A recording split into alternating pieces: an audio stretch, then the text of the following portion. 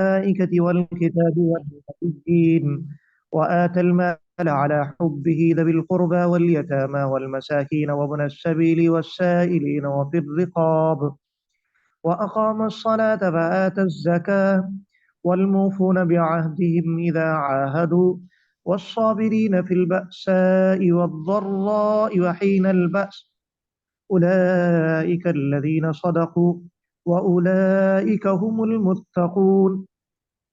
يا أيها الذين آمنوا كتب عليكم القصاص في القتلى الحر بالحر والعبد بالعبد والأنثى بالأنثى فمن عفي له من أخيه شيء فاتباع بالمعروف وأداء إليه بإحسان ذلك تخفيف من ربكم ورحمة فمن اعتدى بعد ذلك فله عذاب أليم ولكم في القصاص حياة يا أولي الألباب لعلكم تتقون. كتب عليكم إذا حضر أحدكم الموت إن ترك خيرا الوصية للوالدين والأقربين بالمعروف حقا على المتقين فمن بدله بعدما سمعه فإنما إثمه على الذين يبدلونه إن الله سميع عليم. فمن خاف من موص جنفا أو إثما فأصلح بينهم فلا إثم عليه إن الله غفور رحيم. يا أيها الذين آمنوا كتب عليكم الصيام كما كتب على الذين من قبلكم لعلكم تتقون أياما معدودات فمن كان منكم مريضا أو على سفر فعدة من أيام أخر وعلى الذين يطيقونه فدية طعام مسكين فمن تطوع خيرا فهو خير له وأن تصوموا خير لكم إن كنتم تعلمون شهر رمضان الذي أنزل فيه القرآن هدى للناس وبينات من الهدى والفرقان فمن شهد منكم الشهر فليصم ومن كان مريضا أو على سفر فعدة من أيام أخر يريد الله بكم اليسر ولا يريد بكم العسر ولتكملوا العدة ولتكبروا الله على ما هداكم ولعلكم تشكرون. وإذا سألك عبادي عني فإني قريب أجيب دعوة الداعي إذا دعاني فليستجيبوا لي وليؤمنوا بي لعلهم يرشدون. أحل لكم ليلة الصيام الرفث إلى نسائكم هن لباس لكم وأنتم لباس لهن علم الله أنكم كنتم تختانون أنفسكم فتاب عليكم وعفى عنكم فالآن باشروهن وابتغوا ما كتب الله لكم وكلوا واشربوا حتى يتبين لكم الخيط الأبيض من الخيط الأسود من الفجر ثم أتموا الصيام إلى الليل ولا تباشروهن وأنتم عاكفون في المساجد تلك حدود الله فلا تقربوها كذلك يبين الله آياته للناس لعلهم يتقون. ولا تأكلوا أموالكم بينكم بالباطل وتدلوا بها إلى الحكام لتأكلوا فريقا من أموال الناس بالإثم وأنتم تعلمون يسألونك عن الأهلة قل هي مواقيت للناس والحج وليس البر بأن تأتوا البيوت من ظهورها ولكن البر من اتقى وأتوا البيوت من أبوابها واتقوا الله لعلكم تفلحون. وقاتلوا في سبيل الله الذين يقاتلونكم ولا تعتدوا إن الله لا يحب المعتدين. وقتلوهم حيث ثقفتموهم وأخرجوهم من حيث أخرجوكم والفتنة أشد من القتل ولا تقاتلوهم عند المسجد الحرام حتى يقاتلوكم فيه فإن قاتلوكم فاقتلوهم كذلك جزاء الكافرين فإن انتهوا فإن الله غفور رحيم. وقاتلوهم حتى لا تكون فتنة ويكون الدين لله فإن انتهوا فلا عدوان إلا على الظالمين.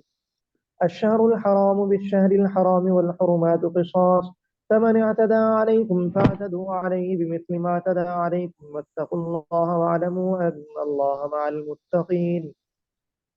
وأنفقوا في سبيل الله ولا تلقوا بأيديكم إلى التهلكة وأحسنوا إن الله يحب المحسنين. وأتموا الحج والعمرة لله، فإن أحصرتم فما استيسر من الهدي، ولا تحلقوا رؤوسكم حتى يبلغ الهدي محله، فمن كان منكم مريضا أو به أذى من رأسه ففدية من صيام أو صدقة أو نسك. فإذا أمنتم فمن تمتع بالعمرة إلى الحج فما استيسر من الهدي، فمن لم يجد فصيام 3 أيام في الحج و7 إذا رجعتم، تلك 10 كاملة، ذلك لمن لم يكن أهله حاضر المسجد الحرام. واتقوا الله واعلموا أن الله شديد العقاب. الحج أشهر معلومات، فمن فرض فيهن الحج فلا رفث ولا فسوق ولا جدال في الحج، وما تفعلوا من خير يعلمه الله، وتزودوا فإن خير الزاد التقوى، واتقون يا أولي الألباب. ليس عليكم جناح أن تبتغوا فضلا من ربكم، فإذا أفضتم من عرفات فاذكروا الله عند المشعر الحرام واذكروه كما هداكم، وإن كنتم من قبله لمن الضالين. ثم أفيضوا من حيث أفاض الناس واستغفروا الله، إن الله غفور رحيم. فإذا قضيتم مناسككم فاذكروا الله كذكركم آباءكم أو أشد ذكرا. فمن الناس من يقول ربنا آتنا في الدنيا وما له في الآخرة من خلاق، ومنهم من يقول ربنا آتنا في الدنيا حسنة وفي الآخرة حسنة وقنا عذاب النار. أولئك لهم نصيب مما كسبوا، والله سريع الحساب. واذكروا الله في أيام معدودات، فما تعجل في يومين فلا إثم عليه، ومن تأخر فلا إثم عليه لمن اتقى. واتقوا الله واعلموا أنكم إليه تحشرون. ومن الناس من يعجبك قوله في الحياة الدنيا ويشهد الله على ما في قلبه وهو ألد الخصام، وإذا تولى سعى في الأرض ليفسد فيها ويهلك الحرث والنسل، والله لا يحب الفساد. وإذا قيل له اتق الله أخذته العزة بالإثم فحسبه جهنم ولبئس المهاد. ومن الناس من يشري نفسه ابتغاء مرضات الله، والله رؤوف بالعباد. يا أيها الذين آمنوا ادخلوا في السلم كافة ولا تتبعوا خطوات الشيطان، إنه لكم عدو مبين. فإن سللتم من بعد ما جاءتكم البينات فاعلموا أن الله عزيز حكيم. هل ينظرون إلا أن يأتيهم الله في ظلل من الغمام والملائكة وقضي الأمر وإلى الله ترجع الأمور. صدق الله العظيم.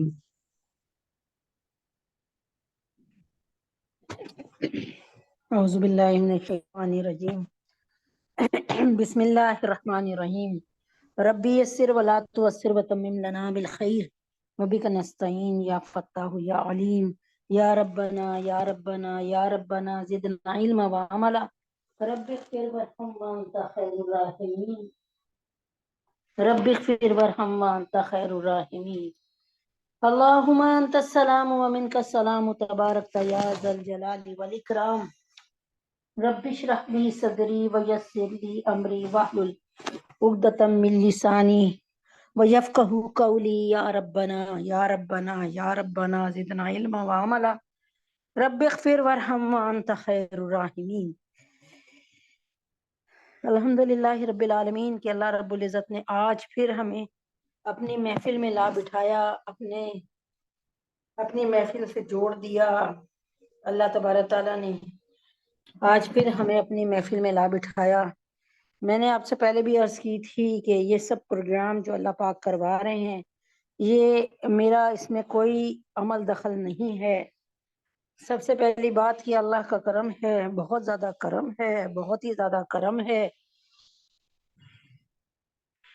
بہت ہی زیادہ کرم ہے اللہ تعالیٰ کا کہ اللہ تبارک تعالیٰ نے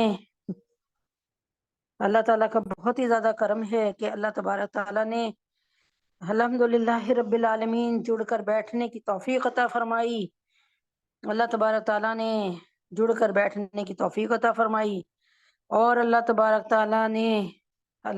تعالیٰ نے جڑ کے بیٹھنے کی توفیق عطا فرما دی، اور یہ کہ اللہ تبارک تعالیٰ نے ہم پر کرم کیا، اور آج اللہ تبارک تعالیٰ کے حکم سے الحمدللہ رب العالمین پھر آج ہم اللہ تعالیٰ کے دربار میں جمع ہیں، اللہ کی بیٹھک میں جمع ہیں، اللہ تبارک تعالیٰ کے سامنے بیٹھے ہیں، عاجزانہ درخواست لے کر بیٹھے ہیں، اللہ تعالیٰ کے دین کو سیکھنے کی کوشش کو سامنے رکھ کر بیٹھے ہیں کہ اے اللہ ہم آپ سے وعدہ کرتے ہیں کہ اے اللہ ہم دین کو سیکھیں گے، ہم دین کو سکھائیں گے، ہم دین کے مطابق زندگی پر عمل کریں گے، اے اللہ ہم اس اسلام کو سیکھیں گے، ہم اس قرآن کو، آپ کی کتاب کو سیکھیں گے، اے اللہ پاک ہمارا جب مقدمہ قرآن آپ سے لڑے تو اے اللہ پاک قرآن ہماری جو ہے ہماری مخالفت میں نہ ہو، اے اللہ پاک قرآن ہمارے ساتھ مل کر ہمارا ساتھی بنے، اور ہمارے لیے اللہ تعالیٰ آپ سے سفارش کرے۔ اللہ تعالیٰ آپ فرماتے ہیں میں قرآن کی سفارش کو رد نہیں کروں گا، میں مانوں گا، کیونکہ قرآن حجت لک و علیک۔ اللہ تبارک تعالیٰ ہمیں سب کو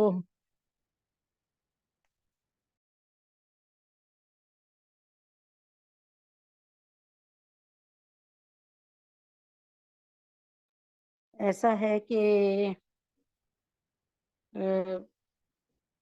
علی محمد آصف، میں آپ کو ایک نمبر بھیجتی ہوں، ان کو ذرا فون کر کے بتائیں کہ انہوں نے کیسے آنا ہے اس پہ، ان کو پرابلم ہو رہی ہیں کچھ، تو اللہ کے حکم سے۔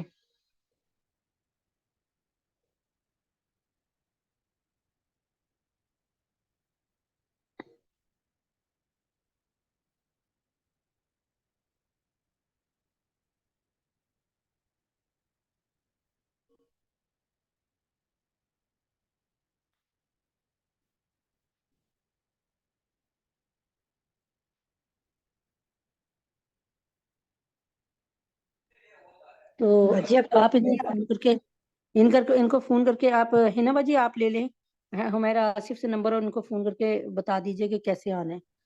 اللہم صلی علی محمد محمد کما صلیت علی ابراہیم وعلی آل ابراہیم انک حمید مجید، اللہم بارک علی محمد وعلی آل محمد کما بارکت علی ابراہیم وعلی آل ابراہیم انک حمید مجید۔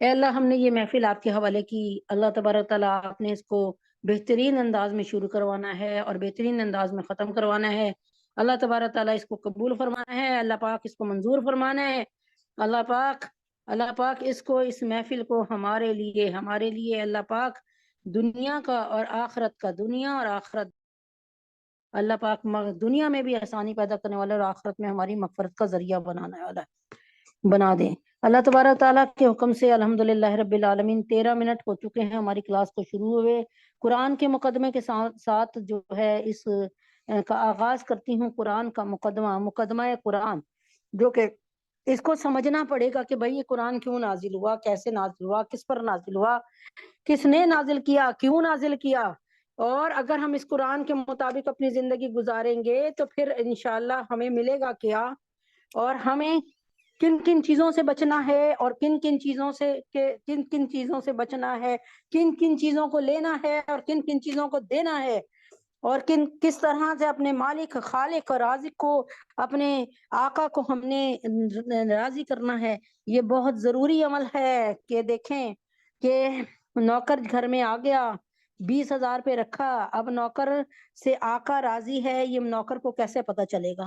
ٹھیک ہے، تو یہاں سے شروع کرتے ہیں کہ آپ صلی اللہ علیہ وسلم نے قرآن کریم کی صورتوں کے عنوان میں دیکھا ہوگا، آپ نے قرآن کریم کی صورتوں کے عنوان میں دیکھا ہوگا کہ کسی صورت کے ساتھ مکی لگا ہوتا ہے اور کسی کے ساتھ مدنی ہوتا ہے۔ ہم بھی اپنے معلم کو جب قرآن سناتے ہیں اور نئی صورت کا آغاز ہوتا ہے تو باقاعدہ اس بات پہ ڈانٹ پڑ جاتی ہے کہ صحیح طرح پڑھیں، کہ بھائی جیسے ہے کہ بھائی جو بھی قرآن ہے سورۃ النور المکی مدنیہ، اس طریقے سے پڑھنا پڑتا ہے۔ تو آپ نے قرآن کریم کی صورتوں کے عنوان میں دیکھا ہوگا کسی صورت کے ساتھ مکی اور کسی کے ساتھ مدنی لکھا ہوتا ہے. اس کا صحیح مفہوم سمجھ لینا بہت ضروری ہے. مفسرین کی اصطلاح میں مکی آیات کا مطلب وہ آیات ہیں جو آپ کے بغرض ہجرت مدینہ طیبہ پہنچنے سے پہلے پہلے نازل ہوئی. یعنی یوں سمجھ لیں اس کو بہت آسان لفظ میں کہ نبی پاک صلی اللہ علیہ وسلم نے 53 سال مکہ مکرمہ میں، مکہ منورہ میں اللہ تبارک تعالیٰ نے کے حکم سے گزارے. تو جو 53 سال 53 ایئرز 50 اور 53 سال ان میں جو بھی صورت نازل ہوئی وہ مکی صورت ہوئی. یعنی آپ کو یہ آرام سے سمجھ آ جائے گا اس طرح. تو جو آپ کے بغرض ہجرت مدینہ طیبہ پہنچنے سے پہلے نازل ہوئی. ٹھیک ہے. تو مفسرین کی اصطلاح میں مکی آیات کا مطلب وہ آیات ہیں جو آپ کے بغرض ہجرت مدینہ طیبہ پہنچنے سے پہلے پہلے نازل ہوئیں. اور مدنی آیات کا مفہوم یہ ہے کہ وہ آپ کے مدینہ پہنچنے کے بعد نازل ہوئیں. بعض لوگ مکی کا مطلب یہ سمجھتے ہیں کہ یہ شہر مکہ میں نازل ہوئیں، اور مدنی کا یہ کہ وہ شہر مدینہ میں اتری. لیکن یہ مطلب درست نہیں ہے، اس لیے کہ کئی آیتیں ایسی ہیں جو شہر مکہ میں نازل ہوئی نہیں، لیکن وہ مکی صورتیں جو ہیں شہر مکہ میں نازل نہیں ہوئی لیکن مکی صورتیں کہلاتی ہیں. لیکن چونکہ ہجرت سے پہلے نازل ہو چکی تھی اس لیے انہیں مکی کہا جاتا ہے. چنانچہ جو آیات منا، عرفات یا سفر معراج کے دوران نازل ہوئی وہ بھی مکی کہلاتی ہیں. یہاں تک کہ جو آیتیں سفر ہجرت کے دوران مدینے کے راستے میں نازل ہوئی ان کو بھی مکی کہا جاتا ہے. اس طرح بہت سی آیات ایسی ہیں جو شہر مدینہ میں نازل ہوئی نہیں مگر وہ مدنی کہلاتی ہیں. چنانچہ ہجرت کے بعد آپ کو بہت سے سفر پیش آئے جن میں آپ مدینہ طیبہ سے سینکڑوں میل دور بھی تشریف لے گئے. ان تمام مقامات پر نازل ہونے والی صورتوں آیتیں مدنی ہی کہلاتی ہیں. یہاں تک کہ ان آیتوں کو بھی مدنی کہا جاتا ہے جو فتح مکہ یا غزوہ حدیبیہ کے موقع پر خاص شہر مکہ یا اس کے مضافات میں نازل ہوئی. اب اس کو میں یوں سمجھاتی ہوں بہت آسان کہ جو مکہ میں تھے نا 53 سال کی زندگی میں نبی اکرم صلی اللہ علیہ وسلم، وہ ساری صورتیں مکی ہیں. ہاں یہ بھی ہے کہ نبی پاک صلی اللہ علیہ وسلم پھر حج کے ارادے سے آئے اور اس وقت بھی کچھ صورتوں کا نزول ہوا. ٹھیک ہے. وہ حدود مدینہ کے مکہ کے قریب ہوئی چنانچہ وہ مکی کہلائی. ٹھیک ہے. لیکن اس کے علاوہ ایک بات یاد رکھیے کہ ان آیتوں کو جو فتح مکہ یا غزوہ حدیبیہ کے موقع پر خاص شہر مکہ یا اس کے مسافات میں نازل ہوئی. ٹھیک ہے. یعنی یہاں تک کہ ان آیتوں کو بھی مدنی کہا جاتا ہے جو فتح مکہ یا غزوہ حدیبیہ کے موقع پہ خاص شہر مکہ یا اس کے مضافات میں نازل ہوئی. اس کو جو سوری میں نے ایک بات نہیں صحیح بتائی تھی اس کو بتا رہی ہوں. یعنی مکہ میں جب نبی پاک صلی اللہ علیہ وسلم تھے 53 سال میں، زیادہ تر بس اس بات کو اپنے بٹھا لیں گے نا اسی سے بہت مسئلہ حل ہو جائے گا. تو 53 سال کے اندر جو صورتیں نازل جو آیات نازل ہوئی اسے مکی کہتے ہیں. یہاں تک کہ حضرت محمد صلی اللہ علیہ وسلم مدینہ طیبہ آخری 10 سال کے لیے چلے گئے 53 سے 63 سال تک سکون لینے کے لیے دارالکفر کو چھوڑ کر. چنانچہ وہ وہاں پر مدینہ میں جو نازل ہوئی وہ مدنی صورتیں کہلاتی ہیں. لیکن مدینہ سے حضرت محمد صلی اللہ علیہ وسلم مکہ بھی تشریف لائے تھے حج کرنے کے ارادے سے اور عمرہ کرنے کے ارادے سے. چنانچہ تو وہ مکہ میں گئے تھے لیکن تعلق میرے محمد صلی اللہ علیہ وسلم کا مدنی بن چکا تھا. چنانچہ اور مدینہ میں واپس بھی جانا تھا اس لیے وہ صورتیں مدنی ہی کہلائی جائیں گی. چنانچہ آیت قرآنی ہے ان اللہ یأمرکم ان تؤدوا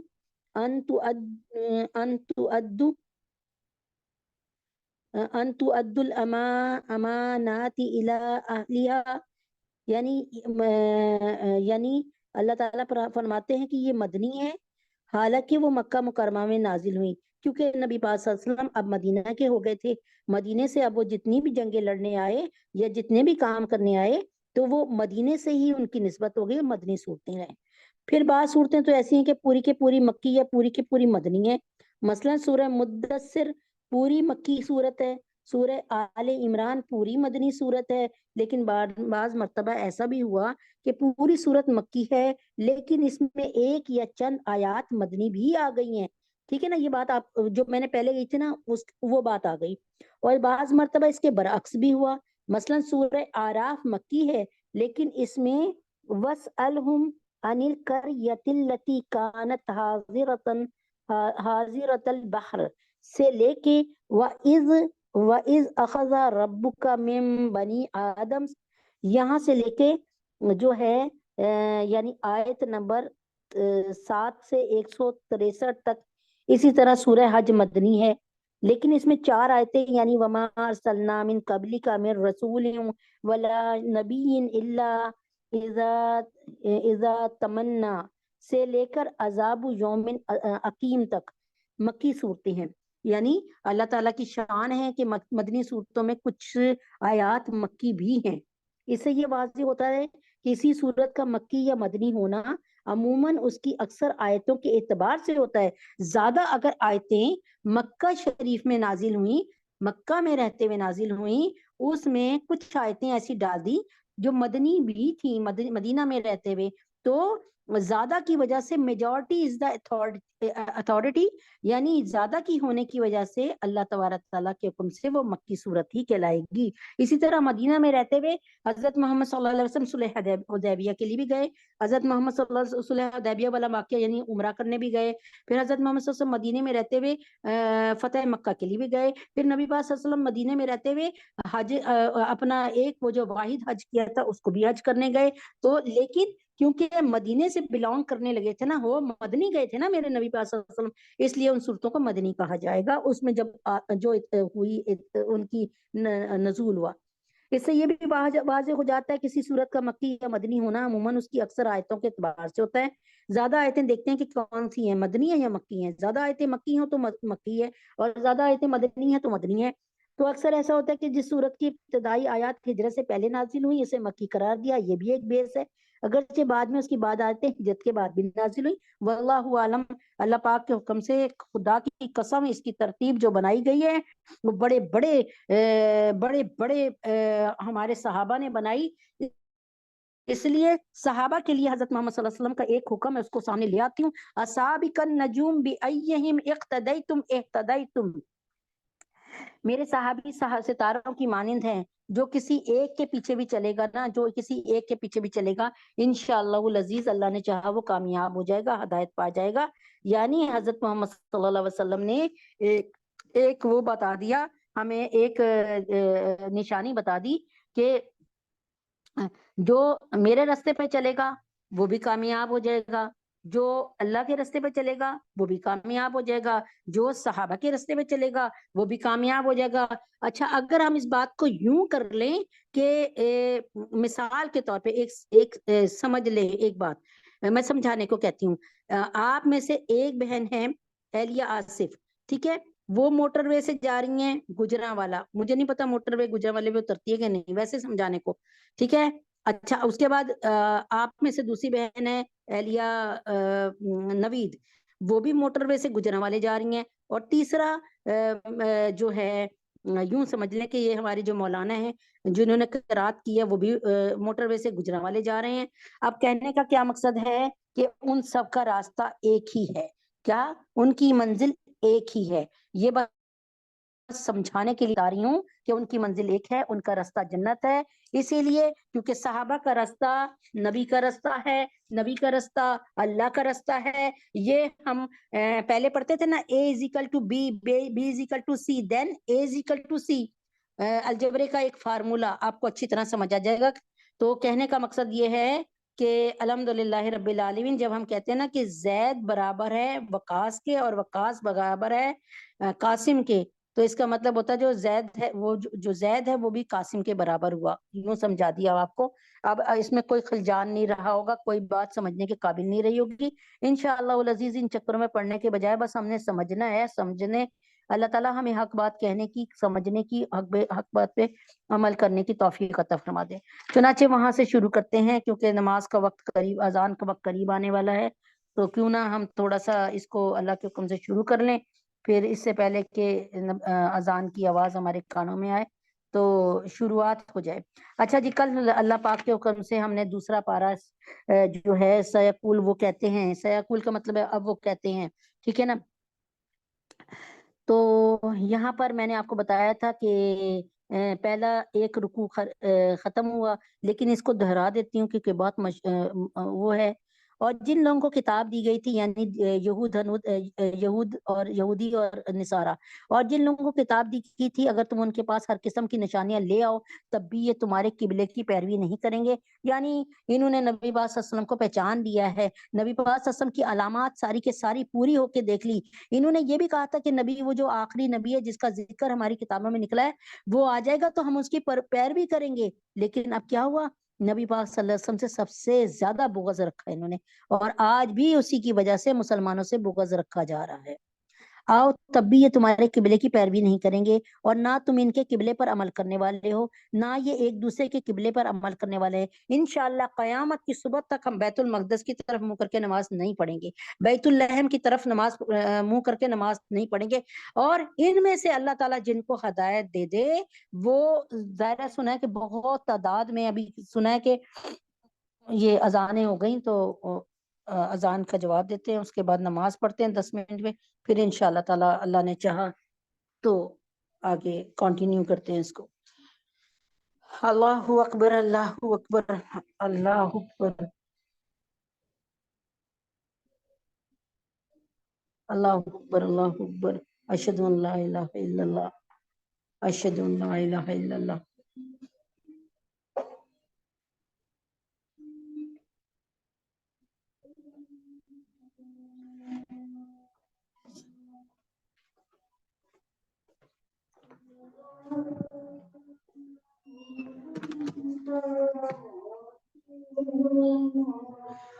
اشہد ان محمد رسول اللہ۔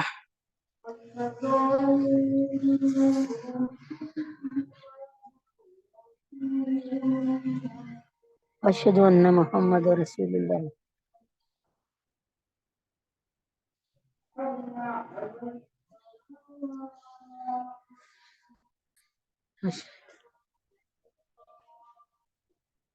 لا حول ولا قوة الا باللہ، لا حول ولا قوة الا باللہ۔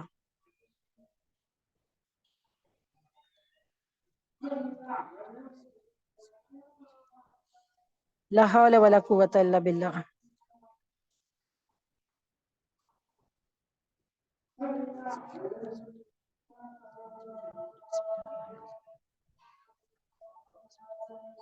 لا حول ولا قوة الا باللہ، لا حول ولا قوة الا باللہ۔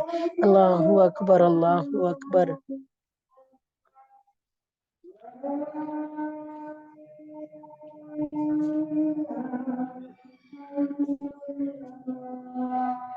لا الہ الا اللہ۔ اللہم صلی علی محمد وعلی آل محمد کما صلیت علی ابراہیم وعلی ابراہیم وعلی آل ابراہیم انک حمید مجید۔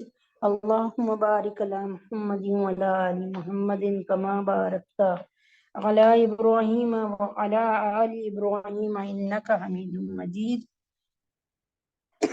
اللہم رب هذه الدعوة التامة والصلاة القائمة آت محمدا الوسیلة والفضیلة وابعثه مقاما محمودا الذی وعدته انک لا تخلف الميعاد۔ نماز پڑھ لیتے ہیں، 3:59 ہوئے ہیں، 4:09 پر انشاءاللہ دوبارہ یہ جاری ہوگا، اجرا ہوگا اس کلاس کا۔ السلام علیکم ورحمۃ اللہ۔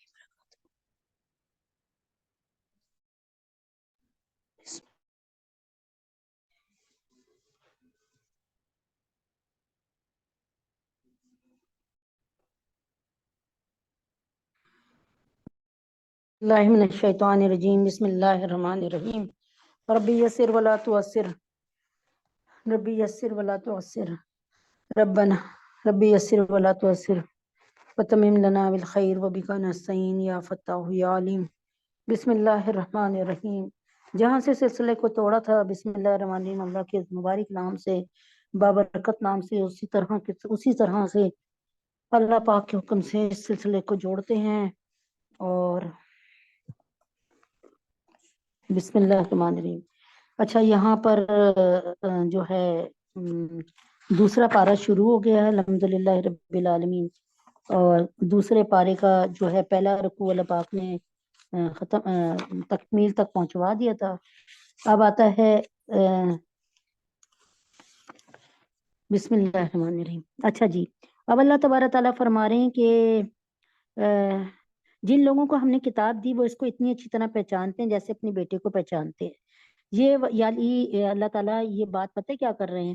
اللہ اس کے معنی یہ بھی ہو سکتے ہیں کہ یہ لوگ کعبے کے قبلہ ہونے کو خوب اچھی طرح جانتے ہیں، کیونکہ جن لوگوں کو ہم نے کتاب دی وہ یہودی مطلب تورات کو ماننے والے، اور عیسائی، اور یہ انجیل کو ماننے والے، اور ان سب کے نبی یعنی موسیٰ اور عیسیٰ، یہ ان کے یہ کس کی لڑی میں سے آ رہے ہیں، کہاں سے آ رہے ہیں؟ یہ جو راجے کول ہے یہ سب کے سب جو ہیں اسحاق علیہ السلام کی اولادوں میں سے.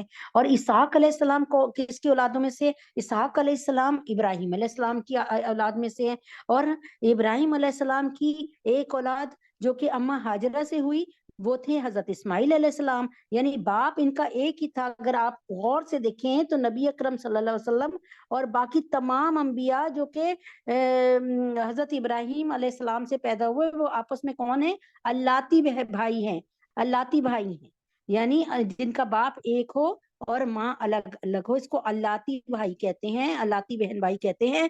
چنانچہ یہاں پہ نبی اکرم صلی اللہ علیہ وسلم حضرت موسیٰ عیسیٰ علیہ السلام کے اللہ تعالیٰ کے حکم سے بھائی ہوئے. ٹھیک ہے، تو یہاں پر اللہ تبارک تعالیٰ فرما رہے ہیں کہ جن لوگوں کو ہم نے کتاب دی یعنی یہودیوں نصارہ کو، وہ اس کو اتنی اچھی طرح پہچانتے ہیں جیسے اپنے بیٹوں کو پہچانتے ہیں. میں نے بتایا کہ اور پھر حضرت ابراہیم علیہ السلام نے کس قبلے کا تعین کیا تھا؟ حضرت ابراہیم علیہ السلام نے قبلے کا تعین کیا تھا، کس کا؟ بیت اللہ میں قبلہ بنایا تھا. ٹھیک ہے نا، میں نے آپ کو پچھلے ابھی بتایا تھا پہلے پارے میں کہ بیت اللہ میں قبلہ بنایا تھا. تو اس کا مطلب یہودیوں کو اور عیسائیوں کو یہ بات جان لینی چاہیے کہ حضرت ابراہیم علیہ السلام ہمارے نبیوں کے باپ تھے، اور وہی محمد صلی اللہ علیہ وسلم کے باپ ہیں، اور انہوں نے ہی حضرت اسماعیل علیہ السلام کے ساتھ مل کے قبلے کو بنایا تھا. اور یعنی تمہارے نبیوں کا باپ جو حضرت ابراہیم علیہ السلام ہے انہوں نے بیت اللہ شریف کو بنایا ہے، تو تمہیں پھر بیت اللہ سے کیا بغض ہے؟ پھر بیت اللہ کو بنانے کے بعد انہوں نے نبی اکرم صلی اللہ علیہ وسلم کے دنیا میں آنے کی دعا مانگی کہ اللہ تعالیٰ ایسا نبی بھیجا میں جو یہاں پر آ کر اس کو صاف ستھرا رکھے اور تلاوت قرآن مجید کریں اور لوگوں کا دلوں کی صفائی کریں، یعنی تزکیہ نفس کریں، لوگوں کو نیکی کی طرف لائیں. تو جن لوگوں کو ہم نے کتاب دی وہ اس کو اتنی اچھی طرح پہچانتے ہیں جیسے اپنے بیٹوں کو پہچانتے ہیں، یعنی وہ نبی اکرم صلی اللہ علیہ وسلم کو بھی ایسے پہچانتے ہیں جیسے کوئی انسان اپنے بیٹوں کو پہچانتا ہے. تو یہ حضرت صلی اللہ علیہ وسلم کو اچھی طرح پہچانتے ہیں کہ یہ وہی رسول ہیں جن کی خبر پچھلے انبیاء کرام کے صحیفوں میں دی جا چکی ہے. اور یقین جانو، لیکن کیا کرتے ہیں؟ اگر یہ نبی پاک صلی اللہ علیہ وسلم کو مان لیں گے تو ان کی ہٹ دھرمی اور ان کی جو ہے، جیسے وہ ابو جہل نہیں نا مانتا تھا، نبی پاک صلی اللہ علیہ وسلم کو مانتا تھا، نبی پاک صلی اللہ علیہ وسلم کے کلمے کو مانتا تھا، لیکن کہتا تھا ابو جہل کو نبی اکرم صلی اللہ علیہ وسلم کے کلمے کا اتنا یقین تھا کہ میں کہتی ہوں شاید اتنا یقین ہمیں نہ ہو. لیکن کیا کہتا تھا؟ اے محمد اگر میں نے تیرا کلمہ پڑھ لیا تو پھر کیا ہوگا؟ میری چودراہٹ ختم ہو جائے گی، میری سرداری ختم ہو جائے گی، مجھے اپنے نوکروں کے ساتھ اپنی رعیت کے ساتھ بیٹھنا پڑ جائے گا. اور یہ بات تکبر کی وجہ سے اس نے نہ مانی. اور یقین جانا ان میں کچھ لوگوں نے جان کر حق کو جان بوجھ کر چھپا رکھا ہے، اور حق وہی ہے جو تمہارے پروردگار کی طرف سے آیا ہے، لہذا شک کرنے والے میں ہرگز شامل نہ ہو جانا.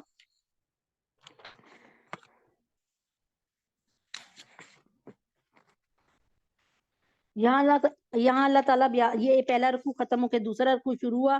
اللہ تعالیٰ فرماتے ہیں اور ہر گروہ کی ایک سمت ہے جس کی وہ رخ کرتا ہے، لہٰذا تم نیک کاموں میں ایک دوسرے سے آگے بڑھنے کی کوشش کرو. تم جہاں بھی ہوگے اللہ تم سب کو اپنے پاس لے آئے گا. اور ہم کیا کر رہے ہوتے ہیں؟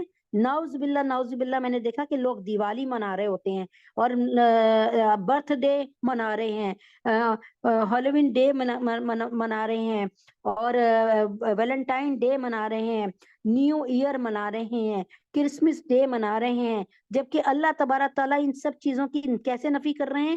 فرما رہے ہیں کہ ہر گروہ کی ایک سمت ہے. یعنی اب دیوالی مناتے ہوئے لوگوں کو دیکھ کر ہم کہیں گے یہ ہندو ہیں، اگر وہاں پر مسلمان ہو تو ہم ان کے لیے کیا کہیں گے؟ سوچیں آپ، جس کی طرف وہ رخ کرتا ہے. لہٰذا تم نیک کاموں میں ایک دوسرے کی طرف سے آگے بڑھنے کی کوشش کرو. تم جہاں بھی ہوگے اللہ تم سب کو اپنے پاس لے آئیں گے. یقیناً اللہ ہر چیز پر قادر ہے. اور تم جہاں سے بھی سفر کے لیے نکلو اپنا منہ نماز کے وقت مسجد حرام کی طرف، وہ مسجد حرام، وہ بیت اللہ جو میرے نبی کے پیارے باپ حضرت اسماعیل علیہ السلام اور اسماعیل کے باپ حضرت ابراہیم علیہ السلام نے تعمیر کروایا. تو دنیا میں جس کونے پہ بھی ہو، جب تم نے نماز پڑھنی ہے تو تم نے اپنا رخ بیت اللہ کی طرف کرنا ہے. اور یقیناً یہی بات ہے، حق ہے جو تمہارے پروردگار کی طرف سے آئی ہے. اور جو کچھ تم کرتے ہو اللہ اس سے بے خبر نہیں ہے. یعنی اللہ تبارک تعالیٰ بالکل اچھی طریقے سے جانتے ہیں. اللہ تعالیٰ نے مسجد حرام کی طرف رخ کرنے کا حکم ان آیتوں میں 3 مرتبہ دہرایا، ایک دفعہ نہیں 3 دفعہ. اللہ تبارک تعالیٰ نے اللہ تعالیٰ فرماتے ہیں آخری انجام یہ ہوگا کہ تمام مذہبوں والوں کو اللہ تعالیٰ اپنے پاس بلائیں گے، اور اس وقت ان سب کی ترکی تمام ہو جائے گی، یعنی ان کی بولتی بند ہو جائے گی. وہاں سب کا قبلہ ایک ہی ہو جائے گا، کیونکہ سب اللہ کے سامنے کھڑے ہوں گے. اور ہم سجدہ کس کو کرتے ہیں؟ اللہ کو، بیت اللہ کو نہیں کرتے. بیت اللہ کو اللہ تعالیٰ نے اپنی ایک نشانی بنایا. بیت اللہ کو اللہ نے کہا یہ میرا گھر ہے، یعنی میں اس میں رہتا ہوں. اور وہاں تو اللہ تعالیٰ ہمارے سامنے ہوں گے. جب اللہ تعالیٰ ہمارے سامنے ہوں گے تو پھر قبلہ کس کا ہو گیا؟ ہم نے سجدہ کس کو کرنا ہے؟ تمام یہود ہنود نصارہ کا سجدہ کہاں ہوگا؟ اللہ کی طرف. تو ہمیں کس بات پہ لڑ رہے ہیں؟ یہ اللہ تعالیٰ اس بات کو بڑے خوبصورت انداز میں سمجھا رہے ہیں. اچھا، اس سے ایک تو حکم کہ اچھا یہاں پر ایک اور بات سمجھ لیں، جب کسی شخص کے سامنے بیت اللہ موجود ہو نا تو وہ اس کی طرف بالکل دیکھ کر نماز پڑھے گا، یہاں تک کہ بیت اللہ بالکل اس کے سامنے ہو. سمجھ آ رہی ہے؟ یعنی وہ دائیں کھڑا ہو تب بھی بیت اللہ سامنے، بائیں طرف کھڑا ہو وہ آپ کے بالکل سامنے کھڑا ہو جائے گا. یہ صرف حرم میں ہو سکتا ہے، یہ صرف بیت اللہ کے سامنے ہو سکتا ہے، ورنہ دنیا میں اور کسی پلیس پہ یہ کام نہیں ہو سکتا. ہم سب ایک جوہت میں نماز پڑھتے ہیں، ایک طرف نماز پڑھتے ہیں، لیکن جب ہم بیت اللہ میں جاتے ہیں تو آپ نے دیکھا کہ ہمارے سامنے بھی نمازی کھڑے، ہمارے دائیں بھی نمازی کھڑے، ہمارے بائیں بھی نمازی کھڑے، لیکن سب کا رخ ایک سینٹر کی طرف ہوگا بیت اللہ کو. اس لیے کہتے ہیں اس کو آئین کعبہ، آئین قبلہ. یہ وہاں پر جا کر شرط ہے. آپ کو پتہ ہی یہ مکہ شریف میں بیت اللہ میں حرم میں جا کر اتنی بڑی شرط ہے کہ آپ نے دیکھا کہ ان لوگوں نے لائنیں لگا دی تاکہ اس لائن پہ کھڑے ہوگے تو انشاءاللہ تم اگر لائن لگاؤ گے نا تو سامنے اگر ایک دھاگا لے کر جاؤ گے سیدھ میں تو تم بیت اللہ ہی پر جا کر رکو گے. لیکن یہ لائنیں اب یہاں نہیں لگتی. کیوں نہیں لگتی؟ اس لیے کہ بھائی ہمیں پتہ ہے کہ ہم نے قبلے کا تعین کرنا ہے، لیکن ہمیں ایک چھوٹ ہے، ہمیں یہ چھوٹ ہے کہ ہمیں آئین قبلہ کی چھوٹ ہے. یعنی بیت اللہ میں جاتے ہوئے ہم جس طرح بھی کھڑے ہوں گے ہم بیت اللہ کے سامنے ہوں، چاہے ہم بیت اللہ سے 4 میل کے فاصلے پہ کیوں نہ ہو، مسجد حرام میں 2 میل کے فاصلے پہ کیوں نہ ہو. صفوں کو ایسے بنایا ہے کہ صفیں اگر بازاروں تک بھی پہنچ گئی ہیں تو ان سب کا صفوں کا رخ ایک ہی طرف. لیکن اگر ہم اپنے گھر میں نماز پڑھ رہے ہیں تو ہاں ہمیں یہاں پر طرف کعبہ کی شرط ہے، آئین قبلہ کی شرط ہو ہی نہیں سکتی. اس لیے کہ اب تو زمانہ شاید ایسے آ گیا کہ آئین قبلہ ہو جائے کہ ہم اپنے کمپس سے دیکھیں، اپنے قبلے کے تعین سے دیکھیں تو شاید صحیح ہو جائے گا. لیکن یہ ہوتا ہے کہ اندازے ہوتے ہیں نا، اندازے، تو ہم اندازوں سے نماز پڑھتے ہیں کہ یہاں سے ہمارا جو ہے قبلہ کیا بنے گا. تو پھر اندازوں سے جب نماز پڑھتے ہیں تو کہیں تھوڑی سی اگر ہیری پھیری بھی ہو جاتی ہے تو اللہ تعالیٰ اس کو معاف کرتے ہیں. لیکن اس میں یہ نہیں کہ آپ نے جہاں منہ اٹھائے چلے ویسے نماز پڑھ لی. یہاں پر آپ تعین ضروری ہے، پھر اس کے بعد اگر کوئی غلطی ہو جاتی ہے تو اللہ معاف کرنے والے ہیں. ومن حیث اچھا اللہ تعالیٰ فرماتے ہیں کہ اچھا جی، اور تم جہاں سے بھی سفر کے لیے نکلو اپنا منہ نماز کے وقت مسجد حرام کی طرف کرو. یقیناً یہی بات حق ہے جو تمہارے پروردگار کی طرف سے آئی ہے، اور جو کچھ تم کرتے ہو اللہ اس سے بے خبر نہیں ہے. یہ دوسرے رکوع تک اللہ پاک لے آئے ہیں. وَمِنْ حَيْثُ خَرَجْتَ فَوَلِّ وَجْهَكَ شَطْرَ الْمَسْجِدِ الْحَرَامِ، اور جہاں سے بھی تم نکلو اپنا منہ مسجد حرام کی طرف کرو، اور تم جہاں کہیں ہو اپنے چہرے اسی کی طرف رکھو تاکہ لوگوں کو تمہارے خلاف حجت بازی کا موقع نہ ملے. یاد رکھیں کہ مکہ مکرمہ میں جو بیت اللہ شریف ہے وہ سینٹر آف دا ورلڈ ہے. پورے وہاں پر کھڑے ہو کے نا آپ امریکہ کا راستہ ناپیں گے وہ بھی ایک جیسا نکلے گا. وہاں پہ کھڑے ہو کر آپ پاکستان کا راستہ، یہ وہ سینٹر آف دا ورلڈ ہے، وہ مرکز ہے. یہ اللہ کا کتنا بڑی آپ دیکھیں سائنسدانوں کو حیران کر دینے والی، جیولوجسٹ کو حیران کر دینے والی چیز ہے. کیونکہ اللہ نے اپنا مرکز بنانا تھا، اور جب چیز مرکز میں ہوگی تو سامنے نظر آئے گی، ٹھیک ہے نا، سمجھ آ رہی ہے نا. اور جہاں سے بھی تم نکلو اپنا منہ مسجد حرام کی طرف کرو، اور تم جہاں کہیں ہو اپنے چہرے اسی کی طرف رکھو، تاکہ لوگوں کو تمہارے خلاف حجت بازی کا موقع نہ ملے. یعنی لوگ یہ نہ کہہ سکے کہ بھئی اہلیہ محمد آصف تو اس طرف منہ کر کے نماز پڑھ رہی تھی، اہلیہ محمد زبیر تو اس طرف منہ کر کے نماز پڑھ رہی تھی، یہ کیا بات ہوئی، ٹھیک ہے نا. تو تاکہ لوگوں کو تمہارے خلاف حجت بازی کا موقع نہیں ملے. البتہ ان میں جو لوگ ظلم کے خوگر ہیں وہ کبھی خاموش نہ ہوں گے. ظلم کیا ہوتا ہے؟ ظلم کا مطلب ہوتا ہے کہ ایک چیز کو اس کی پراپر جگہ سے ہٹا کر کہیں اور رکھ دینا. مثلا بسم اللہ الرحمن الرحیم، وہ یہ کہ آپ کو میں بتا رہی ہوں کہ ظلم کا مطلب کیا ہوتا ہے. اس کو مطلب ہے جیسے میں آپ کو یہ سمجھا رہی ہوں کہ آپ اپنے گھر میں اپنی اینک کو ایک جگہ پہ رکھتی ہیں، ٹھیک ہے، میں آپ کی اینک کو اٹھا کر دوسری جگہ پہ رکھ دوں، یہ میں نے آپ کو ظلم کیا آپ پر. باپ کو باپ کی جگہ پہ رکھنا، اس کو اس جگہ سے نیچے لے کے آنا ظلم ہے، یا اس جگہ سے اوپر لے جانا یعنی دادا کی جگہ پہ رکھ لینا وہ بھی ظلم ہے. اور جس کا حق وراثت میں ہے اس کو اتنا دے دینا وہ صحیح ہے. اور اگر نہیں دیں گے، آپ کسی کو 1 لاکھ بنتا ہے آپ 50,000 دے کے ٹرخا رہے ہیں تو یہ ظلم کر رہے ہیں. سمجھ آئی؟ تو اللہ تبارک تعالیٰ فرماتے ہیں کہ جو ظالم ہے نا، اللہ تبارک تعالیٰ پھر ان سے خوب اچھی طرح نپٹ لیں گے. البتہ اس میں جو لوگ ظلم کے خوگر ہیں، عادی بن گئے ہیں، وہ کبھی خاموش نہ ہوں گے. سو ان کا کچھ خوف نہ رکھو، ہاں میرا خوف رکھو. اللہ تعالیٰ فرما رہے ہیں یہ میں احکامات دے رہا ہوں نا، لوگوں کو عادت ہے، جو ظالم لوگ ہیں وہ اس کو بدلتے رہیں گے اور تمہیں بہکاتے رہیں گے. بس تم میری رسی کو تھامے رہو اور اس چکر میں نہ پڑو. میں تمہارے دائیں بائیں آگے پیچھے موجود ہوں تمہاری حفاظت کے لیے. ہاں صرف سو ان کا کچھ خوف نہ کرو، ہاں میرا خوف رکھو، اور تاکہ میں تم پر اپنا انعام مکمل کر دوں اور تاکہ تم ہدایت حاصل کر لو. یہ انعام ایسا ہی ہے، یہ انعام ایسا ہی ہے جیسے ہم نے تمہارے درمیان ایک رسول بھیجا. نبی اکرم صلی اللہ تعالیٰ نے قرآن میں اپنی کسی نعمت کو نہیں جتلایا. ہم تو ذرا سا بچے کو پالتے ہیں نا، تو بچہ بدتمیزی کہے تو ہم کہتے ہیں ہم نے تمہیں دودھ اسی دن کے لیے پلایا تھا کہ آج تو ہم سے بدتمیزی کرو. گرچہ کے بچوں کو بدتمیزی نہیں کرنی چاہیے، لیکن اس وقت ہم تانا مارتے ہیں. اللہ تبارک تعالیٰ نے اپنی صرف 2 چیزوں کو جتایا قرآن میں کہ ہم نے تمہیں مسلمان بنایا، اسلام کی نعمت دی، یہ ہمارا تم پر بہت بڑا احسان ہے. یہ وہ رستہ ہے جو جا کر جس کا اینڈ کس طرف، جس کا اینڈ جا کر جنت کی طرف ہوگا اور ہماری رضا کی طرف. اور دوسری بات، ہم نے تم میں اپنا نبی پیدا فرمایا، یہ بھی ہمارا تم پر بہت بڑا احسان ہے. جیسے ہم نے تمہارے درمیان ایک رسول بھیجا جو تمہارے سامنے ہماری آیتوں کی تلاوت کرتا ہے اور تمہیں پاکیزہ بناتا ہے، اور تمہیں کتاب اور حکمت کی تعلیم دیتا ہے، اور تمہیں وہ باتیں سکھاتا ہے جو تم نہیں جانتے تھے. اور لہٰذا مجھے یاد کرو، میں تمہیں یاد رکھوں گا، اور میرا شکر ادا کرو اور میری ناشکری نہ کرو.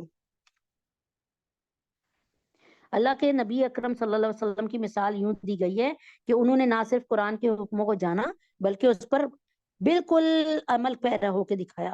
اس کا مطلب یہ ہے کہ جب تک بیت المقدس قبلہ تھا، یہودی یہ حجت کرتے تھے کہ دیکھو ہمارا دین برحق ہے. یعنی یہاں پر ہے نا کہ اللہ تعالیٰ فرماتے ہیں نا کہ یہاں پر وہ اللہ تعالیٰ فرماتے ہیں نا تاکہ لوگوں کو تمہارے خلاف حجت بازی کا موقع نہ ملے. ٹھیک ہے، تو اللہ تعالیٰ فرماتے ہیں کہ دنیا میں جہاں کہیں ہو میری طرف بیت اللہ کی طرف کرو منہ. تو اس کا یہاں پر یہ مطلب ہے کہ یہودی یہ حجت کرتے تھے، یعنی جھگڑا کرتے تھے کہ دیکھو ہمارا دین برحق ہے، اس لیے یہ لوگ ہمارے قبلے کو اختیار کرنے میں مجبور ہوئے. یعنی نبی پاک صلی اللہ علیہ وسلم نے مدینہ پہنچ کے 17 مہینے جو عبادت کی تھی وہ بیت المقدس کی طرف کی تھی منہ کر کے. تو یہودی اس بات کو جتلاتے تھے کہ دیکھا ہمارا ہی دین صحیح تھا، تبھی تو نبی اکرم صلی اللہ علیہ وسلم اور صحابہ نے ہمارے ہی بیت المقدس کی طرف منہ کر کے نماز پڑھی. اور مشرکین مکہ یہ بحث کرتے تھے کہ مسلمان اپنے آپ کو حضرت ابراہیم علیہ السلام کا ماننے والا کہتے ہیں، مگر انہوں نے ابراہیمی قبلے کو چھوڑ کر جو ہے ابراہیم علیہ السلام کے ساتھ بڑی ناانصافی کی ہے. یعنی مشرکین مکہ کہتے تھے کہ انہوں نے 17 مہینے کے لیے بیت المقدس کو اختیار کر لیا قبلے کے طور پہ، تو چنانچہ انہوں نے تو حضرت ابراہیم علیہ السلام کے ساتھ نعوذ باللہ غداری کی. ٹھیک ہے، اور یہودی یہ کہتے تھے کہ دیکھا ہمارے دین صحیح تھا، تبھی تو نبی پاک صلی اللہ علیہ وسلم اور صحابہ جو ہے وہ ہمارے بیت المقدس کی طرف منہ کر کے نماز پڑھ رہے تھے۔ تو اللہ تعالیٰ فرماتے ہیں کہ اب جب کہ قبلے کی تبدیلی میں جو مصلیحت تھی وہ حاصل ہو گئی، وہ یہ مصلیحت کیا تھی کہ اللہ تعالیٰ چاہ رہے تھے کہ دیکھیں کہ کون نبی پاک صلی اللہ علیہ وسلم کا اور میرا فرما بردار ہے، کون ہم سے حجت بازی کرتا ہے۔ اور اس کے بعد مسلمان ہمیشہ ہمیشہ کے لیے کعبے کو قبلہ قرار دے کر اللہ تعالیٰ نے اس کے بعد مسلمان ہمیشہ کے لیے کعبے کو قبلہ قرار دے کر اس پر عمل پیرا ہوں گے۔ تو ان دونوں کی حجتیں ختم ہو گئیں، اللہ تعالیٰ نے تمام حجتیں ختم کر دی، اور اب آج خانہ کعبہ کو بیت اللہ کو آخری قیامت تک رہنے والا قبلہ بنا دیا۔ اچھا جی، حضرت ابراہیم علیہ السلام نے کعبے کی تعمیر کے وقت وہ دعائیں کی تھیں، ایک یہ کہ ہماری نسل سے ایسی امت پیدا فرمائی جو آپ کی مکمل فرما بردار ہو، اور دوسری یہ کہ ان میں ایک رسول بھیجیے۔ اللہ تعالیٰ نے اپنے نبی ابراہیم کی دعا کو ایسا قبول فرمایا کہ اللہ تعالیٰ نے انہی کی نسل سے حضرت محمد صلی اللہ علیہ وسلم کو پیدا فرمایا۔ اے ایمان والو، صبر اور نماز سے مدد حاصل کر لو، بے شک اللہ صبر کرنے والوں کے ساتھ ہے، اور جو لوگ اللہ کے راستے میں قتل ہوں ان کو مردہ نہ کہو۔ اب آپ یہ سن لیں، آیت کو سن لیں، اللہ تعالیٰ میں یہ آیت دہراتی تھی، آج یہ میں آیت کو دہرا رہی ہوں، کیوں؟ آج اس آیت کو اچھی طریقے سے سمجھ لیں، اور وہ ہے اے ایمان والوں، صبر اور نماز سے مدد حاصل کر لو۔ اللہ تعالیٰ فرماتے ہیں کہ جب تم پر کوئی مشکل آئے تو بجائے تم پیروں فقیروں کے پیچھے جانے کے، تم لوگوں کو ڈھونڈنے کے، اللہ تعالیٰ فرماتے ہیں نماز کے لیے کھڑے ہو جاؤ، صبر اور نماز سے مدد حاصل کر لو۔ آج کیا کر رہے ہیں فلسطین کے مسلمان؟ مر بھی رہے ہیں، شہید ہوئے جا رہے ہیں، ان کے سامنے ان کے اعضاء کٹے پڑے ہیں، ان کے اپنے دبے پڑے ہیں، ان کے خوبصورت مکان ڈھیر و ڈھیر ہوئے پڑے ہیں، لیکن وہ کیا کہہ رہے ہیں؟ الحمدللہ، حسبی اللہ حسبی اللہ۔ آپ بتائیں اللہ کو ان پر کتنا پیار آتا ہوگا، اللہ تعالیٰ ان سے کتنا پیار کرتے ہوں گے۔ بے شک اللہ صبر کرنے والوں کے بے شک اللہ رب العزت صبر کرنے والوں کے ساتھ ہیں، اور جو لوگ اللہ کے راستے میں قتل ہوں ان کو مردہ نہ کہو۔ اب یہ کیا فرماتے ہیں اللہ تعالیٰ؟ وَلَا تَقُولُوا لِمَن يُقْتَلُ فِي سَبِيلِ اللَّهِ أَمْوَاتٌ بَلْ أَحْيَاءٌ وَلَكِن لَا تَشْعُرُونَ، یعنی جو لوگ اللہ کے راستے میں قتل ہوں ان کو مردہ نہ کہو۔ اللہ تعالیٰ نے ایک جگہ قرآن میں لکھا ہے ان کو مردہ سوچو بھی نہ۔ اللہ تعالیٰ نے ہمارے دماغ پہ سینسر لگا دیا کہ نہیں بھائی، جو لوگ اللہ کے راستے میں قتل ہوں مردہ نہ کہو، ان کو مردہ نہ کہو، دراصل وہ زندہ ہے مگر تمہیں ان کی زندگی کا احساس نہیں ہوتا۔ اور دیکھو ہم تمہیں آزمائیں گے ضرور، کبھی خوف سے، کبھی بھوک سے، کبھی مال و جان اور پھلوں میں کمی کر کے، اور جو لوگ ایسے حالات میں صبر سے کام لے ان کو خوشخبری سنا دو۔ یہ آیت اس وقت فلسطین کے مسلمانوں پر ایسے فٹ ہے جیسے قرآن ابھی نازل ہوا اور فلسطین کے حالات کو دیکھ کر۔ دیکھیں، سنیں اللہ تعالیٰ کیا کہہ رہے ہیں، ان اللہ مع الصابرین، اللہ صبر کرنے والوں کے ساتھ ہیں۔ ولا تقولوا لمن يقتل في سبيل الله اموات، جو لوگ جو ہیں اللہ کی راہ میں شہید ہوئے ان کو مردہ نہ کہو، بل احیاء، وہ زندہ ہیں، بلکہ وہ زندہ ہیں، ولکن لا تشعرون، ولکن لا تشعرون، لیکن تم لوگوں کو نا شعور نہیں ہے۔ وہ زندہ ہیں، تم انہیں مردہ سمجھ رہے ہو نا، تم میں شعور کی کمی ہے۔ وَلَنَبْلُوَنَّكُمْ بِشَيْءٍ مِّنَ الْخَوْفِ، اللہ تعالیٰ فرما رہے ہیں کہ تم نے اگر کلمہ پڑھ لیا تو تم یہ نہ سمجھو کہ تم جنتی ہو گئے ہو، بلکہ ہم تمہیں ضرور خوف سے آزمائیں گے، یعنی خوف دے کے کہ تم میری رسی کو تھامے رہتے ہو کہ نہیں، والجوعی، بھوک سے آزمائیں گے۔ آج دیکھ لیں کیا خوف ہے وہاں کے فلسطینی لوگوں کو، کسی وقت بھی گولے آئیں گے، بم آئیں گے، میزائل آئیں گے، ان پہ پھٹیں گے۔ اللہ ان کو خوف سے، والجوعی، بھوک سے، ونقص من الاموال، یعنی مال میں کمی سے، کہ ان کے پاس کھانے کو نہیں ہے، ان کے پورے گھر دبے پڑے ہیں، ان کے پیسے ملیاں میٹ ہوئے میں ہیں، ان کے کھانے پینے، ان کی چیزیں ختم، والانفسی، اور جانوں سے آزمائیں گے، والثمرات، ان کو پھلوں کی کمی کر دے دیں گے۔ وبشر الصابرین، اللہ تعالیٰ فرماتے ہیں کبھی خوف سے، کبھی بھوک سے، کبھی مال و جان اور پھلوں میں کمی کر کے، اور جو لوگ ایسے حالات میں صبر سے کام لے تو اللہ تعالیٰ قرآن میں کہتے ہیں پھر جاؤ ان کو خوشخبری سنا دو میری طرف سے۔ یہ وہی لوگ، کیا خوشخبری سنا دو، یہ وہی لوگ ہیں جب ان کو کوئی مصیبت پہنچتی ہے تو یہ کہتے ہیں ہم سب اللہ کے ہیں اور ہم کو اللہ ہی کی طرف لوٹنا ہے۔ یہ وہ لوگ ہیں جن پر ان کے پروردگار کی طرف سے خصوصی عنایتیں ہیں اور رحمت ہے۔ یہی لوگ ہیں جو ہدایت پر ہیں۔ اللہ تعالیٰ فرما رہے ہیں یہی لوگ ہدایت پہ ہیں، باقی سارے کے سارے یعنی جو اللہ کے حکموں کو مان کے چلے، جب ان پر بیماری آ جائے، بھوک کمی آ جائے، ان پر ان کے نعوذ باللہ گھروں میں کوئی اموات ہونا شروع ہو جائیں اور ان کے کوئی بیماری آ جائے یا کوئی ایسی، تو وہ صبر سے اللہ کے ساتھ چمٹے رہتے ہیں اور اللہ سے کہتے ہیں حسبی اللہ، ہمارے لیے اللہ کافی ہے۔ اللہ فرماتے جاؤ ان کو خوشخبری دے کے آ جاؤ کہ میں اب ان کے ساتھ ہوں، میں نے جو ان سے لیا ہے ان کو واپس کروں گا، اور اگر نہیں یہاں پر واپس کروں گا تو آخرت میں بہت کچھ دوں گا۔ بے شک صفا اور مروہ اللہ کی نشانیوں میں سے ہیں۔ صفا اور مروہ کیا ہیں؟ شعائر اللہ ہی ہیں، یعنی اللہ تعالیٰ کی نشانیوں میں سے ہیں۔ لہٰذا جو شخص بھی بیت اللہ کا حج کرے یا عمرہ کرے تو اس کے لیے اس بات میں کوئی گناہ نہیں کہ وہ ان کے درمیان چکر لگائے، یعنی صفا اور مروہ کے درمیان۔ اور جو شخص خوشی سے کوئی بھلائی کا کام کرے تو اللہ یقیناً قدردان اور جاننے والا ہے۔ اب صفا اور مروہ کا یہاں پہ ذکر آنا کیوں آیا، کبھی غور کیا؟ ہاں سنیں، جب حضرت ابراہیم علیہ السلام اپنی بیوی کو، اپنے بچے کو، وہ بچہ جو بڑھاپے کی اولاد تھا، اسماعیل اور ہاجرہ کو لے کے نکلے، علیہ السلام کو لے کے نکلے، تو جب اچھی وادی آتی تھی تو سمجھتے تھے ابراہیم کہ ہم یہاں رکیں گے، لیکن ایسا نہیں ہوتا تھا، بلکہ کیا ہوتا تھا کہ جب کوئی اچھی وادی آتی تھی تو یہ سمجھتے تھے، لیکن جب یہ وادی آئی، کون سی وادی؟ جب یہ وادی آئی کیا کہتے ہیں، مکہ کی وادی، تو یہ سوچ بھی نہیں سکتے تھے ابراہیم علیہ السلام کہ ہمیں یہاں اتارا جائے گا اور مجھے واپس چلنے کا حکم دیا جائے گا۔ اور اللہ تبارک تعالیٰ کے حکم سے 3 دفعہ پوچھا اماں ہاجرہ نے، آپ ہمیں آپ ہمیں چھوڑ کے جا رہے ہیں، آپ ہمیں چھوڑ کے جا رہے ہیں؟ کوئی جواب نہیں آیا ابراہیم کی طرف سے۔ ابراہیم علیہ السلام نے ان کی طرف پیٹ کی ہوئی تھی اور چلے جا رہے تھے حضرت جبریل امی کے پاس، اور اتنی دیر میں جب آواز آئی کہ کیا آپ ہمیں اللہ کے حکم سے چھوڑ کے جا رہے ہیں، تو ابراہیم علیہ السلام نے سر کو جھکا کر بتایا کہ ہاں۔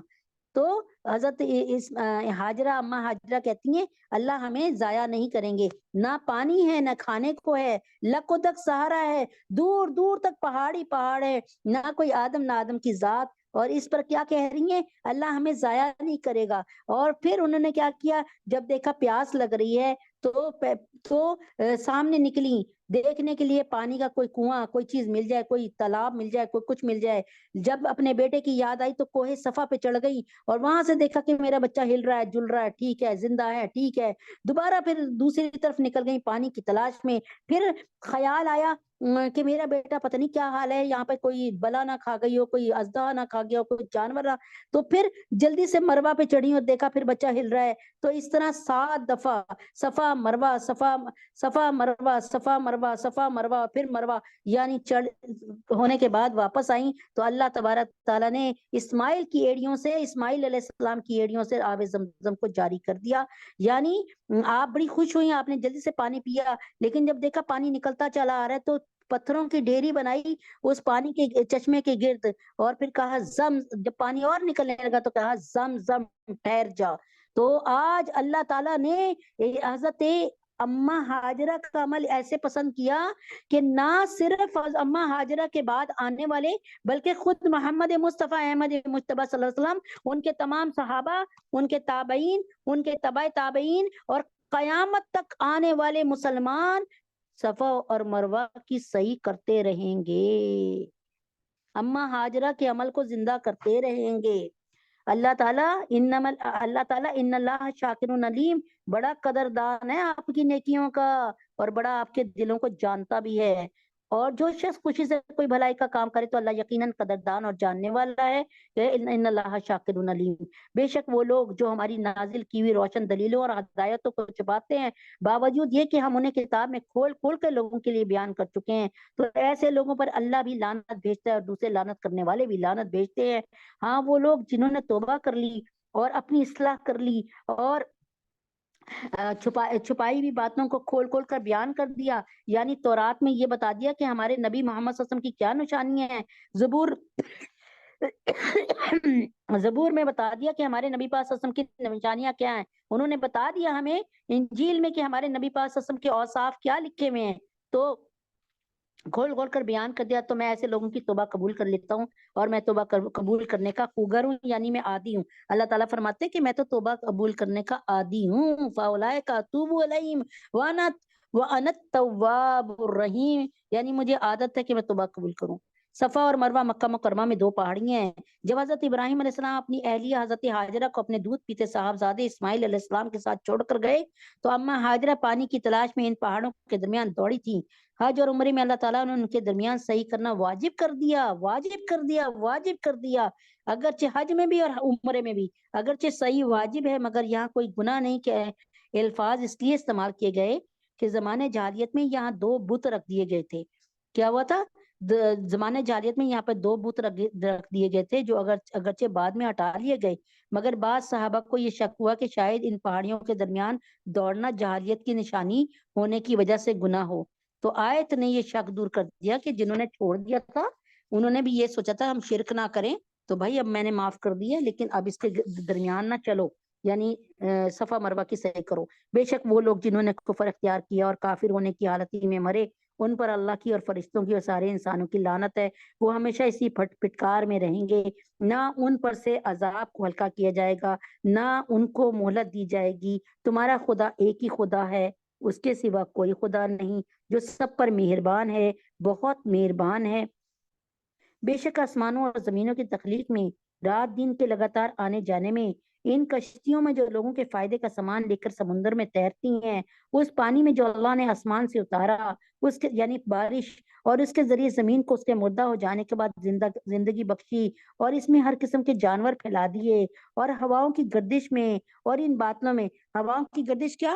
اگر آپ یہاں جہاں بیٹھے ہیں نا، یہاں سے بہت ساری ہوا لے کے بیلون میں بھر لیں، اللہ تعالیٰ کی قدرت کا نظام یہ کہ سیکنڈوں میں یہ لیول برابر ہو جائے گا، کیونکہ ہوا ہر جگہ اپنا دباؤ برابر رکھتی ہے. اور ان بادلوں میں جو آسمان اور زمین کے درمیان تابع دار بن کر کام میں لگے ہوئے ہیں، ان لوگوں کے لیے نشانیاں ہی نشانیاں ہیں جو عقل سے کام لیتے ہیں. اور اس کے باوجود لوگوں میں کچھ وہ بھی ہیں جو اللہ کے علاوہ دوسروں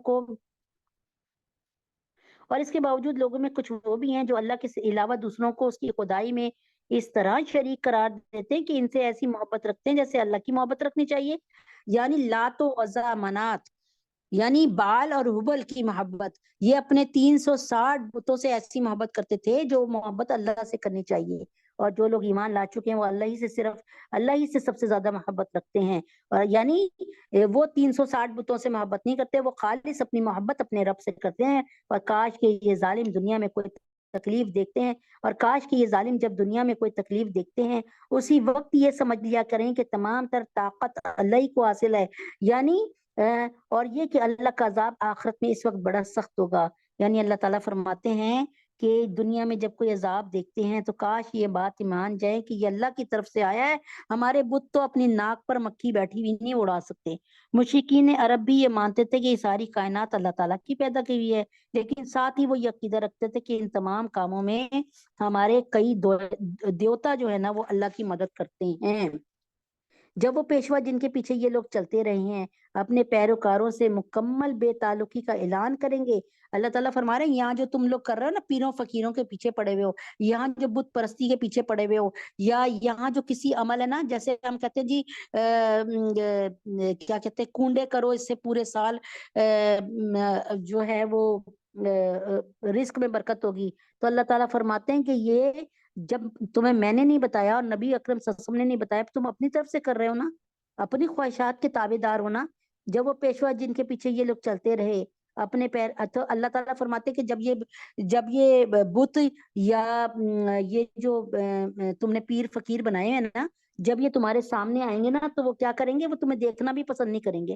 جب وہ پیشوا جن کے پیچھے یہ لوگ چلتے رہے اپنے پیروکاروں سے مکمل بے تعلقی کا اعلان کریں گے، اپنے مریدوں کو مانیں گے نہیں یہ پیر، اور یہ سب لوگ عذاب کو اپنی آنکھوں کے سامنے دیکھ لیں گے. ان کے تمام باہمی رشتے کٹ کر رہ جائیں گے، نہ ان کو لات نظر آئے گا، نہ ان کو عزا نظر آئے گا، نہ ان کو اس وقت جو رام لکشمن کالی دیوی یہ سب کچھ نظر نہیں، ہنومان کچھ نظر نہیں آئے گا. نظر آئے گا تو صرف اللہ. اور جنہوں نے ان پیشواؤں کی پیروی کی تھی وہ کہیں گے کاش ہمیں ایک مرتبہ پھر دنیا میں لوٹنے کا موقع دیا جائے تو ہم بھی ان پیشواؤں سے اسی طرح بے تعلقی کا اعلان کریں گے جیسے انہوں نے ہم سے بے تعلقی کا اعلان کیا۔ اب وہ یہ لوگ کیا کہیں گے، کاش کہ ہمیں دنیا میں دوبارہ بھیجا جائے تو ہم ان بتوں کو اپنے ہاتھ سے توڑ دیں اور ان پر بھی لعنت بھیجے، یا یہ جو پیر جو ہمیں کہتے تھے نا ہم تمہیں پلسرات سے پار لے جائیں گے اور تمہیں جنت میں لے جائیں گے، کاش کہ ہمیں دنیا میں بھیجا جائے تو آج یہ پیر جو ہم سے چھپتے پھرتے نا ہم بھی دنیا میں ان کو ایسے ہی ذلیل کریں۔ اس طرح اللہ انہیں دکھا دے گا کہ ان کے اعمال آج ان کے لیے حسرت ہی حسرت بن چکے ہیں اور اب وہ کسی صورت دوزخ سے نکلنے والے کبھی نہیں ہیں۔ اے لوگوں، زمین میں جو حلال پاکیزہ چیزیں ہیں وہ کھاؤ اور شیطان کے نقش قدم پر مت چلو، یقین جانو کہ وہ تمہارے لیے ایک کھلا دشمن ہے، وہ تو تم کو یہی حکم دے گا کہ تم بدی اور بے حیائی کا کام کرو اور اللہ کے ذمے وہ باتیں لگاؤ جن کا تمہیں علم ہی نہیں ہے۔ مشرکین عرب کی ایک گمراہی یہ تھی کہ انہوں نے کسی آسمانی تعلیم کے بغیر مختلف چیزوں کے بارے میں حلال اور حرام کے فیصلے خود ہی گھڑ رکھے تھے۔ مثلاً مردار جانور کو کھانا ان کے نزدیک جائز تھا، مگر بہت سے حلال جانوروں کو انہوں نے اپنے اوپر حرام کر رکھا تھا اور مردار کو کھا لیتے تھے۔ اور جب ان کافروں سے کہا جاتا کہ اس کلام کی پیروی کرو، یعنی آیت نمبر 173 173 آیت تک، اور جب ان کافروں سے کہا جاتا ہے اس کلام کی پیروی کرو جو اللہ رب العزت نے اتارا ہے، تو وہ کہتے ہیں کہ نہیں، ہم تو ان باتوں کی پیروی کریں گے جن پر ہم نے اپنے باپ دادوں کو پایا، یعنی ہم اپنے باپ دادوں کے نقش قدم پہ چلیں گے، ہم تمہاری بات نہیں سنیں گے۔ بھلا کیا اس صورت میں بھی ان کو یہی چاہیے جب ان کے باپ دادے دین کی ذرہ برابر بھی سمجھ نہیں رکھتے تھے؟ اللہ تعالیٰ فرما رہے ہیں کہ ان کے باپ دادے تو پڑھے لکھے نہیں تھے، ان کو تو علم ہی کچھ نہیں تھا۔ جب اب اللہ کے نبی آ گئے اور ساری بات حق اور باطل کی طے ہو گئی تو اب اگر اس طرح کی باتیں کریں تو وہ غلط ہے۔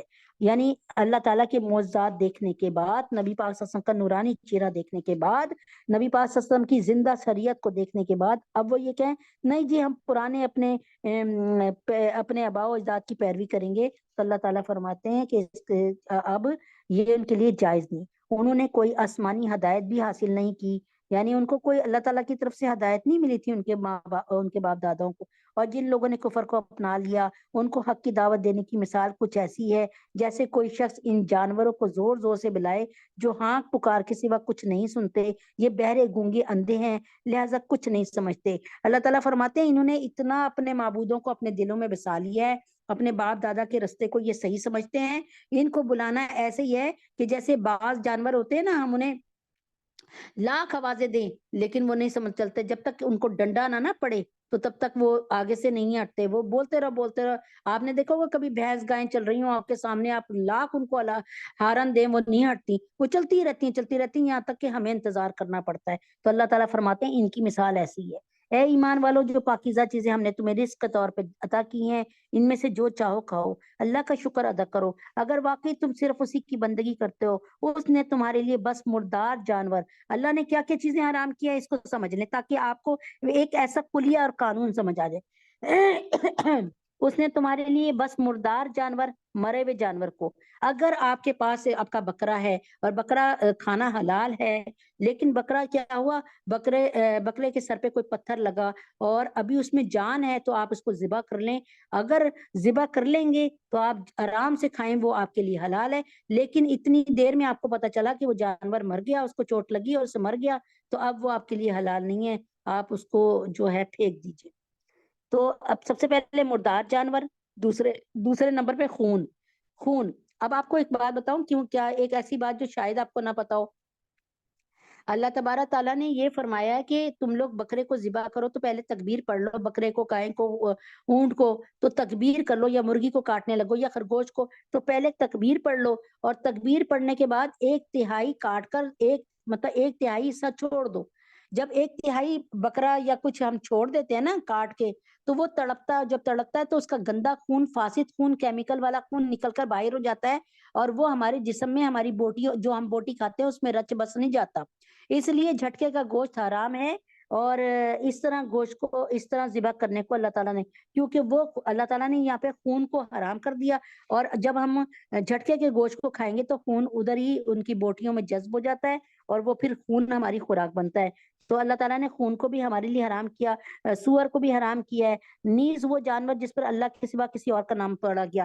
میں نے بکرا ذبح کیا, بکرا حلال کی کمائی سے ہے, بڑی محنت سے بچوں کو پڑھا کر میں نے پیسے جمع کیے, اور ایسے ہی سمجھا رہی ہوں مثال کے طور پہ, یا کوئی ایک استاد ہے وہ بچوں کو پڑھا کر بڑی محنت سے, یا کوئی ایک مزدور بڑی محنت سے پیسے کماتا ہے, اور کیا کرتا ہے وہ ایک بکرا لے کے آتا ہے ان حلال کمائی سے, لیکن کہتا ہے یہ بکرا میں نے ذبح کیا سلطان باہو کے نام کا, یہ میں نے کیا شمس تبریزی کے نام کا, یہ میں نے کیا عبد القادر جیلانی رحیم اللہ کے نام کا. تو اللہ تعالیٰ فرماتے ہیں کہ جس پر اللہ کے سوا کسی اور کا نام پکارا گیا ہو وہ کیا ہے, وہ حرام ہے. ہاں اگر کوئی شخص انتہائی مجبوری کی حالت میں ان چیزوں میں سے یعنی نہ حرام چیزوں میں سے کچھ کھا لے, جبکہ اس کا مقصد نہ لذت حاصل کرنا ہو اور نہ وہ ضرورت کی حد سے آگے بڑھے, یعنی ایک بندہ جسے بھوک سے اور فاقے سے جان نکل رہی ہو تو وہ حرام چیز اتنی کھا لے کہ اس کو زندہ رہنا مل جائے, یعنی اس سے وہ لذت نہ حاصل کرے اور پیٹ نہ بھرے, بس زندہ رہنے کے لیے تھوڑا سا کھا لے تو اس کے لیے جائز ہے, تو اس پر کوئی گناہ نہیں. یقیناً اللہ بہت بخشنے والا اور بہت مہربان ہے. حقیقت یہ ہے کہ جو لوگ اللہ کی نازل کی ہوئی کتاب کو چھپاتے ہیں اور اس کے بدلے تھوڑی سی قیمت وصول کر لیتے ہیں, وہ اپنے پیٹ میں آگ کے سوا کچھ نہیں بھر رہے. قیامت کے دن اللہ ان سے کلام بھی نہیں کرے گا. اور یعنی کیا کیا کہ آج یہ اللہ تعالیٰ یہ تورات اور زبور کو لوگوں سے چھپا رہے ہیں کہ اس میں اتنی واضح نشانیاں میرے محمد عربی صلی اللہ علیہ وسلم کی ہیں. تو زبور انجیل میں, تو انجیل کا مطلب ہے بشارت, خوشخبری, گڈ نیوز. انجیل میں تو نبی پاک صلی اللہ علیہ وسلم کو فار کلید کے نام سے پکارا گیا. فار کلید کو جب ہم توڑتے ہیں نا, اس کا مطلب جانتے ہیں تو اس کا مطلب احمد ہے.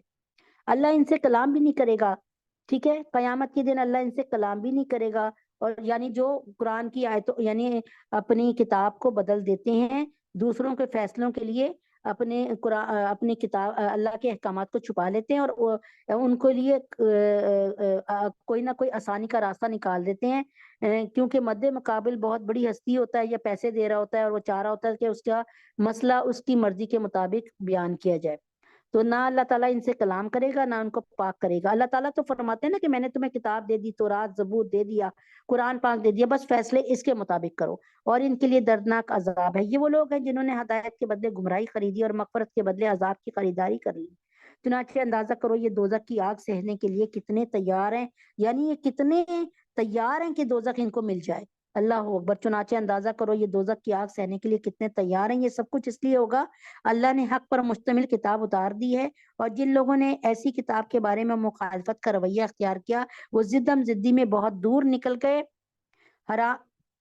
حرام سمجھ رکھا ہے وہ تو اللہ نے حرام نہیں کیے, یعنی بہت سے جانور انہوں نے اپنے پر حرام کر لیے تھے مشرکین مکہ نے, کہ حالانکہ اللہ نے ان پر حرام نہیں کیا. تم خام خواہ ان کی حرمت اللہ کے ذمہ لگا رہے ہو اور یہ کہتے ہو کہ اللہ نے حرام کیے. اللہ تعالیٰ نے, آپ کو پتہ ہے کہ اللہ نے کون سے جانور حرام کیے ہیں؟ یہ سن لیں, موٹی سی بات, آگے تو اس میں باریکیوں میں نہ جائیے. اللہ نے وہ جانور حرام کیے ہیں جو زیادہ تر پنجوں سے کھاتے ہیں, جیسے کتا, بلی, جیسے طوطا, جیسے چیل, جیسے گدھ, جیسے ریچھ, جیسے ٹائیگر, چیتا وغیرہ. کیونکہ یہ جب ان کے پیر گندے ہوتے ہیں, پیروں سے چیز پکڑ کے کھاتے ہیں, تو پھر کیا ہوتا ہے, ہاتھ دھو کر کھانے کا حکم ہے نا, تو پھر وہ ان کے جو گوشت بنتا ہے نا وہ گوشت میں خرابیاں آ جاتی ہیں, بے حیائیاں آ جاتی ہیں اور امراض آ جاتے ہیں, اس لیے اللہ نے اس کو حرام کر لیا. جو جانور منہ سے کھا رہے ہوتے ہیں نا, جیسے بکری ہے, مرغی ہے, بھینس ہے, گائے ہے, گھوڑا بھی ہے, اور گھوڑا بھی حلال ہے, تو اونٹ ہے تو اس کو حلال ہے, زرافہ بھی حلال ہے. البتہ کئی چیزیں ایسی ہیں جن کو تم حرام نہیں سمجھتے مگر اللہ نے انہیں حرام قرار دیا. حرام چیزیں وہ نہیں ہیں جو تم سمجھ رہے ہو حرام. حرام تو وہ ہیں جنہیں تم نے حلال سمجھ رکھا ہے. نیکی بس یہی نہیں کہ اپنے چہرے مشرق یا مغرب کی طرف کر لو, یعنی تم اسی پہ لڑتے رہو کہ ہم تو بیت المقدس کی طرف نماز پڑھیں گے کر کے منہ, یا ہم بیت اللہ کی طرف. اللہ تعالیٰ فرما رہے ہیں نیکی بس یہی تو نہیں کہ اپنے چہرے یا مشرق یا مغرب کی طرف کر لو, بلکہ نیکی یہ ہے کہ لوگ اللہ پر, آخرت کے دن پر, اللہ پر, آخرت کے دن پر, فرشتوں پر, اللہ کی کتابوں پر, اس کے نبیوں پر ایمان لائیں, اور اللہ کی محبت میں اپنا مال رشتہ داروں, یتیموں, مسکینوں, مسافروں اور سائلوں کو دیں, اور غلاموں کو آزاد کرنے میں خرچ کریں اور نماز کو قائم کریں، زکوٰۃ ادا کریں، جب کوئی عہد کر لیں تو اسے پورا کرنے کے عادی ہوں۔ یہ ایمان والوں کی صفتیں دیکھیں آپ میں ہے کہ نہیں۔ سب سے پہلے اللہ پر ایمان، آخرت پر ایمان، فرشتوں پر ایمان، اللہ کی کتابوں پر ایمان، اس کے نبیوں پر ایمان، اللہ کی محبت میں اپنے مال رشتہ داروں، یتیموں، مسکینوں، مسافروں اور سائلوں کو دے۔ کیا آپ اپنا مال دیتی ہیں ان کو کہ نہیں؟ اور غلاموں کو آزاد کرنے میں خرچ کریں، نماز قائم کریں، زکوٰۃ ادا کریں، اور جب کوئی عہد کر لیں تو اسے پورا کرنے کے عادی ہوں، اور تنگی اور تکلیف میں نیز جنگ کے وقت صبر و استقلال کے خوگر ہوں۔ ایسے لوگ ہیں جو سچے کہلانے کے مستحق ہیں، یہی وہ لوگ ہیں جو متقی۔ روئے سخن ان اہل کتاب کی طرف ہے جنہوں نے قبلے کے مسئلے پر بحث و مباحثہ اس انداز سے شروع کر رکھا تھا جیسے دین میں اس سے زیادہ کوئی اہم مسئلہ ہی نہیں ہے۔ مسلمانوں سے کہا جا رہا ہے کہ قبلے کے مسئلے کی جتنی وضاحت ضروری تھی کر دی ہے، اب تم ان کی باتوں کو طرف دھیان نہ دو، بس تم اپنے بیت اللہ کی طرف منہ کر کے نماز پڑھو۔ اے ایمان والو، جو لوگ جان بوجھ کر ناحق قتل کر دیے جائیں ان کے بارے میں تم پر قصاص کا حکم فرض کر دیا گیا ہے۔ یعنی اب یہ دیکھیں ہمارے فلسطینی بہن بھائیوں کو کس طرح مارا جا رہا ہے۔ اب اے ایمان والو، جو لوگ جان بوجھ کر ناحق قتل کر دیے جائیں ان کے بارے میں تم پر قصاص کا حکم، اب ہمیں قصاص لینے کا، قصاص جان کا بدلہ جان سے لیجئے، آزاد کے بدلے آزاد، غلام کے بدلے غلام، عورت کے بدلے عورت ہی کو قتل کیا جائے۔ پھر اگر قاتل اور اس کے بھائی یعنی مقتول کے وارث کی طرف سے کچھ معافی دے دی جائے، یعنی ایک زید نے بکر کو مار دیا، ختم کر دیا، اب بکر کے گھر والوں کو چاہیے، زید کو چاہیے کہ بکر کے گھر والوں کو خون بہا دے، یعنی اس کا قصاص دے۔ قصاص کہتے ہیں جان کے بدلے جان، اور دیت کہتے ہیں کہ کچھ جو پیسے وہ لوگ مانگ رہے ہیں مناسب جو دین میں ہیں اتنے پیسے دے دی جائے، تو یا تو قصاص دیں یا دیت دیں، لیکن دونوں باتوں میں مقتول کے گھر والے جس پہ راضی ہوں گے وہ کرنا پڑے گا۔ تو معروف طریقے کے مطابق خون بہا کا مطالبہ کرنا وارث کا حق ہے۔ وارثوں کو چاہیے کہ بہت پیار سے، بہت آرام سے، اس کے صبر و تحمل کے ساتھ اپنا خون بہا کا مطالبہ کر سکتے ہیں، اور اسے خوش اسلوبی سے ادا کرنا قاتل کا فرض ہے۔ قاتل کو چاہیے کہ وہ اپنا اس کا خون بہا ادا کرے۔ یہ تمہارے پروردگار کی طرف سے ایک آسانی پیدا کی گئی ہے۔ اگر میں یہاں پر خون بہا آپ کو بتاؤں نا قصاص کیا ہے تو یقین کرے رونگٹے کھڑے ہو جائیں۔ جب ہمارے استاد محترم ہمیں بتا رہے تھے تو یقین کریں اللہ کی قسم یہ سمجھ آ رہا تھا کہ ہائے اللہ، یہ اگر دنیا کو بتا دیا جائے اور مسجدوں میں لگا دیا جائے اور بازاروں میں لگا دیا جائے نا کہ قصاص کیا ہے، جان کے بدلے جان یا پھر جان کے بدلے مال ہو تو وہ کتنا ہو، تو میرے خیال میں روئے زمین میں کوئی بھی مسلمان کسی مسلمان کو قتل ہی نہ کرے۔ اس کے اچھا تو یہ تمہارے پروردگار کی طرف سے ایک آسانی پیدا کی گئی ہے، یہ اور ایک یہ رحمت ہے۔ اس کے بعد بھی کوئی زیادتی کرے تو دردناک عذاب کا مستحق ہے۔ یعنی اللہ تعالیٰ نے فرمایا نا جان کے بدلے جان دو، یعنی اللہ تعالیٰ نے مسلمان کی جان کی قیمت لگا دی کہ مسلمان کوئی ہلکی جان والا نہیں ہے، یہ کوئی اہمی شہمی نہیں ہے جو چاہے اس کو مار دے، یہ میرے بندے ہیں، اگر تم نے اس کی جان لی تو تمہیں جان دینی پڑے گی۔ تو اے عقل رکھنے والوں، تمہارے لیے قصاص میں زندگی کا سامان ہے، امید ہے تم اس کی خلاف ورزی سے بچو گے۔ جان نہیں دو گے تو پھر مال ہی اتنا دو گے کہ تم مقروض ہی ہو کے رہ جاؤ گے۔ تم پر فرض کیا گیا کہ اگر تم میں سے کوئی اپنے پیچھے مال چھوڑ کر جانے والا ہو تو جب اس کی موت کا وقت قریب آ جائے وہ اپنے والدین اور قریبی رشتہ داروں کے حق میں دستور کے مطابق وصیت کرے، یہ متقی لوگوں کے ذمہ لازمی ہے۔ اچھا جی، کیا کر قصاص کا مطلب ہے برابر کا بدلہ لینا۔ اگر کسی شخص کو جان بوجھ کر ناحق قتل کر دیا جائے اور قاتل کا جرم ثابت ہو جائے تو مقتول کے وارث کو حق حاصل ہے کہ وہ قاتل سے قصاص کا مطالبہ کرے۔ جاہلیت کے زمانے میں اگر سے قصاص تو لیا جاتا تھا لیکن اس میں بہت ناانصافی ہوتی تھی، تو ان کے لحاظ سے اگر نچلے درجے کا کوئی کمین میں سے کوئی نوکر قتل ہو گیا تو کسی شخص نے اونچے درجے کے کسی آدمی کو قتل کر دیا تو ورثہ کا مطالبہ یہ ہوتا تھا کہ قاتل کے بجائے اس کے قبیلے کے کسی دوسرے آدمی کو قتل کیا جائے جو رتبے میں مقتول کے برابر ہو۔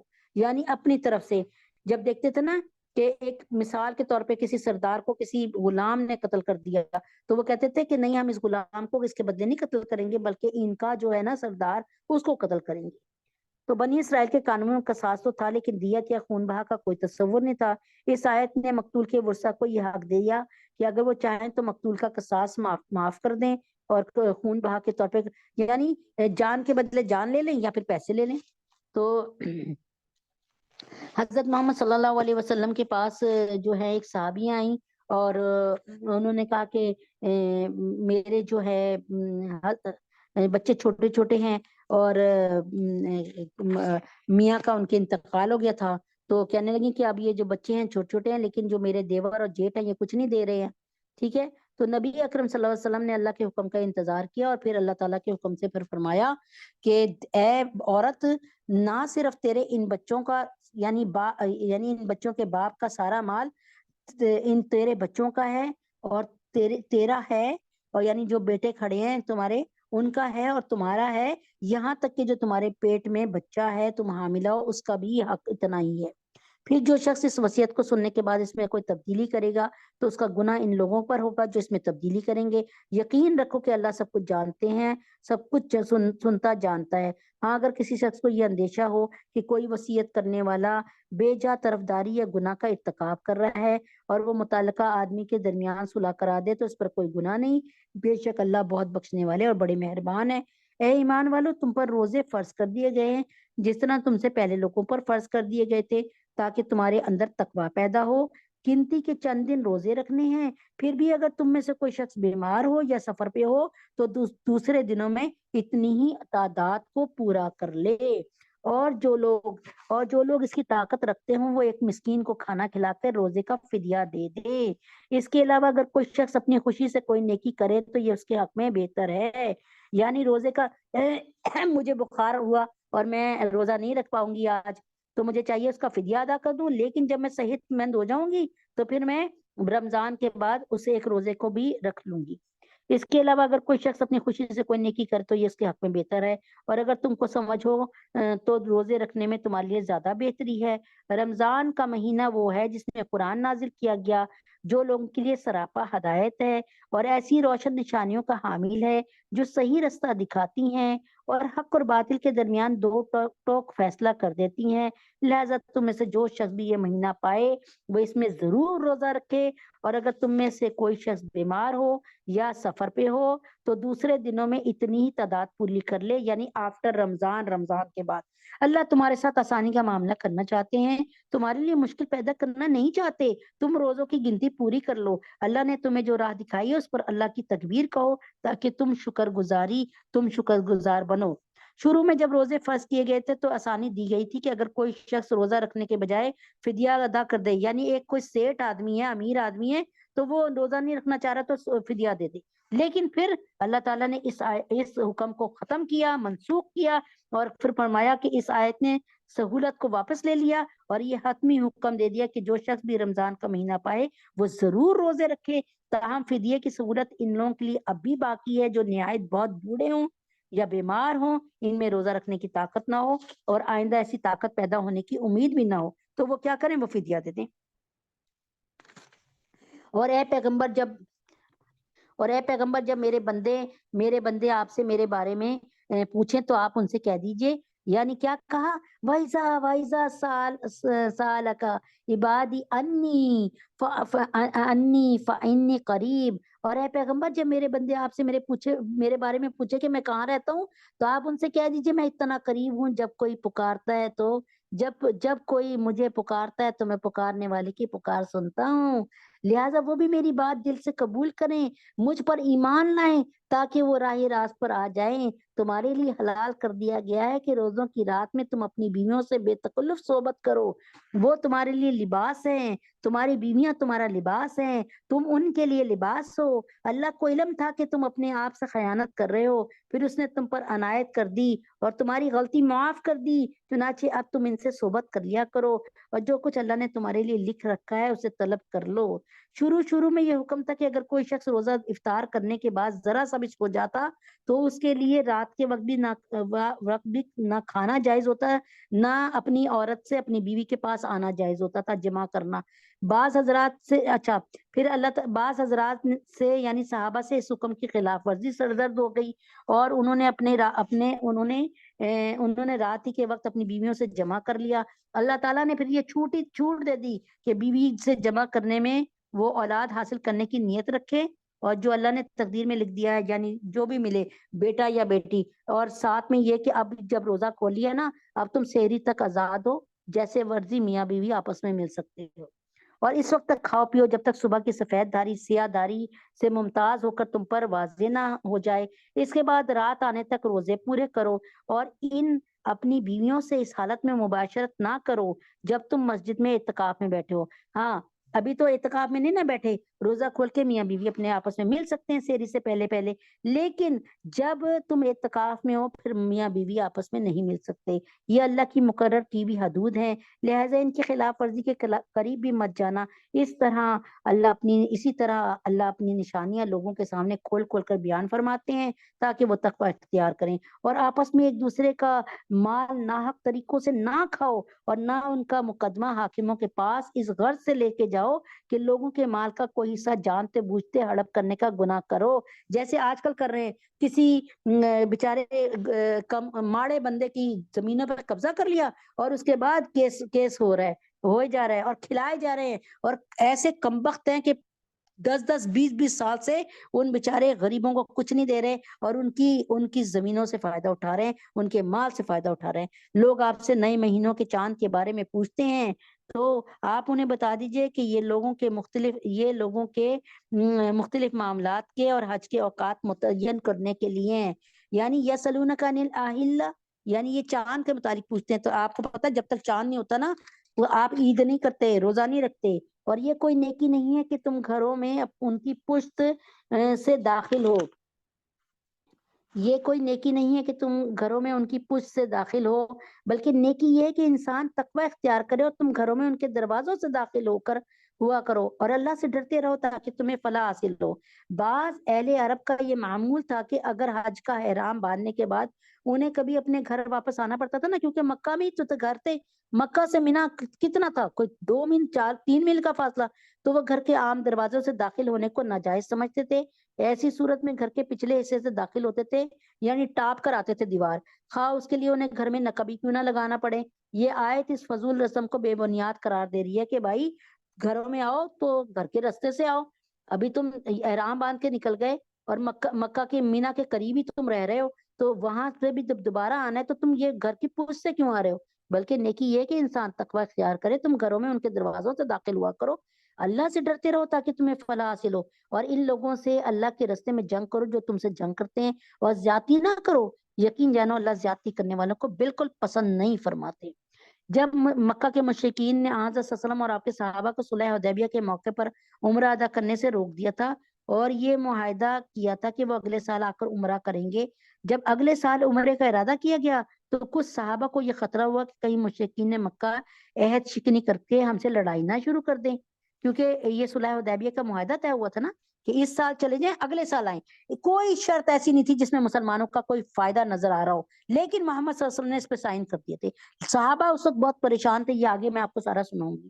اگر ایسا ہوا تو مسلمانوں کو یہ مشکل پیش آئے گی کہ حدود حرم میں اور خاص طور پہ ذی القعدہ کے مہینے میں لڑائی کیسے کریں، جبکہ اس مہینے میں جنگ ناجائز ہے، کیونکہ اللہ تعالیٰ کے مبارک مہینے کون سے ہیں؟ رجب، محرم، رجب، ذی القعدہ، ذی الحج۔ پہلا مہینہ محرم کا، 7واں مہینہ رجب کا جو اب چل رہا ہے، اور ذی القعدہ 11واں مہینہ، اور ذی الحج کا 12واں مہینہ، یہ اللہ کے مہینے میں ہے، اس میں لڑائی بالکل منع تھی، ناجائز ہے، اور اب بھی یہ ناجائز ہے، ٹھیک ہے۔ البتہ اگر کفار معاہدہ توڑ کے خود جنگ شروع کر دیں تو ایسی صورت میں مسلمانوں کے لیے جنگ جائز ہے، اور اگر وہ حدود حرم اور محترم مہینے کے حرمت کا لحاظ کیے بغیر حملہ آور ہو جائیں تو مسلمانوں کے لیے بھی ان کی ذاتی کا بدلہ لینا درست ہے، لیکن مسلمان خود سے ان مہینوں میں لڑائیاں نہ کریں، اور تم ان لوگوں کو جہاں پاؤ قتل کرو، انہیں اس جگہ سے نکال باہر کرو جہاں سے انہوں نے تمہیں نکالا تھا۔ اور یعنی کس طرح نبی پاک صلی اللہ علیہ وسلم کو یہ ایک سجدہ کرنے کے لیے مشکل کر دیتے تھے، ان کے پیٹھ پر اوجڑی رکھ دیتے تھے۔ تو اللہ تعالیٰ فرماتے ہیں کہ اور تم ان لوگوں کو جہاں پاؤ قتل کرو،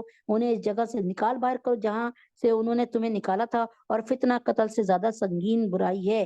اللہ تعالیٰ فرماتے ہیں یہ فتنے جو ہے نا قتل سے کہیں زیادہ بڑے ہیں، اور تم ان سے مسجد حرام کے پاس اس وقت تک لڑائی نہ کرو جب تک وہ خود اس میں تم سے لڑائی شروع نہ کریں، ہاں اگر وہ اس میں لڑائی شروع کریں تو تم ان کو قتل کر سکتے ہو، ایسے کافروں کی سزا یہی ہے۔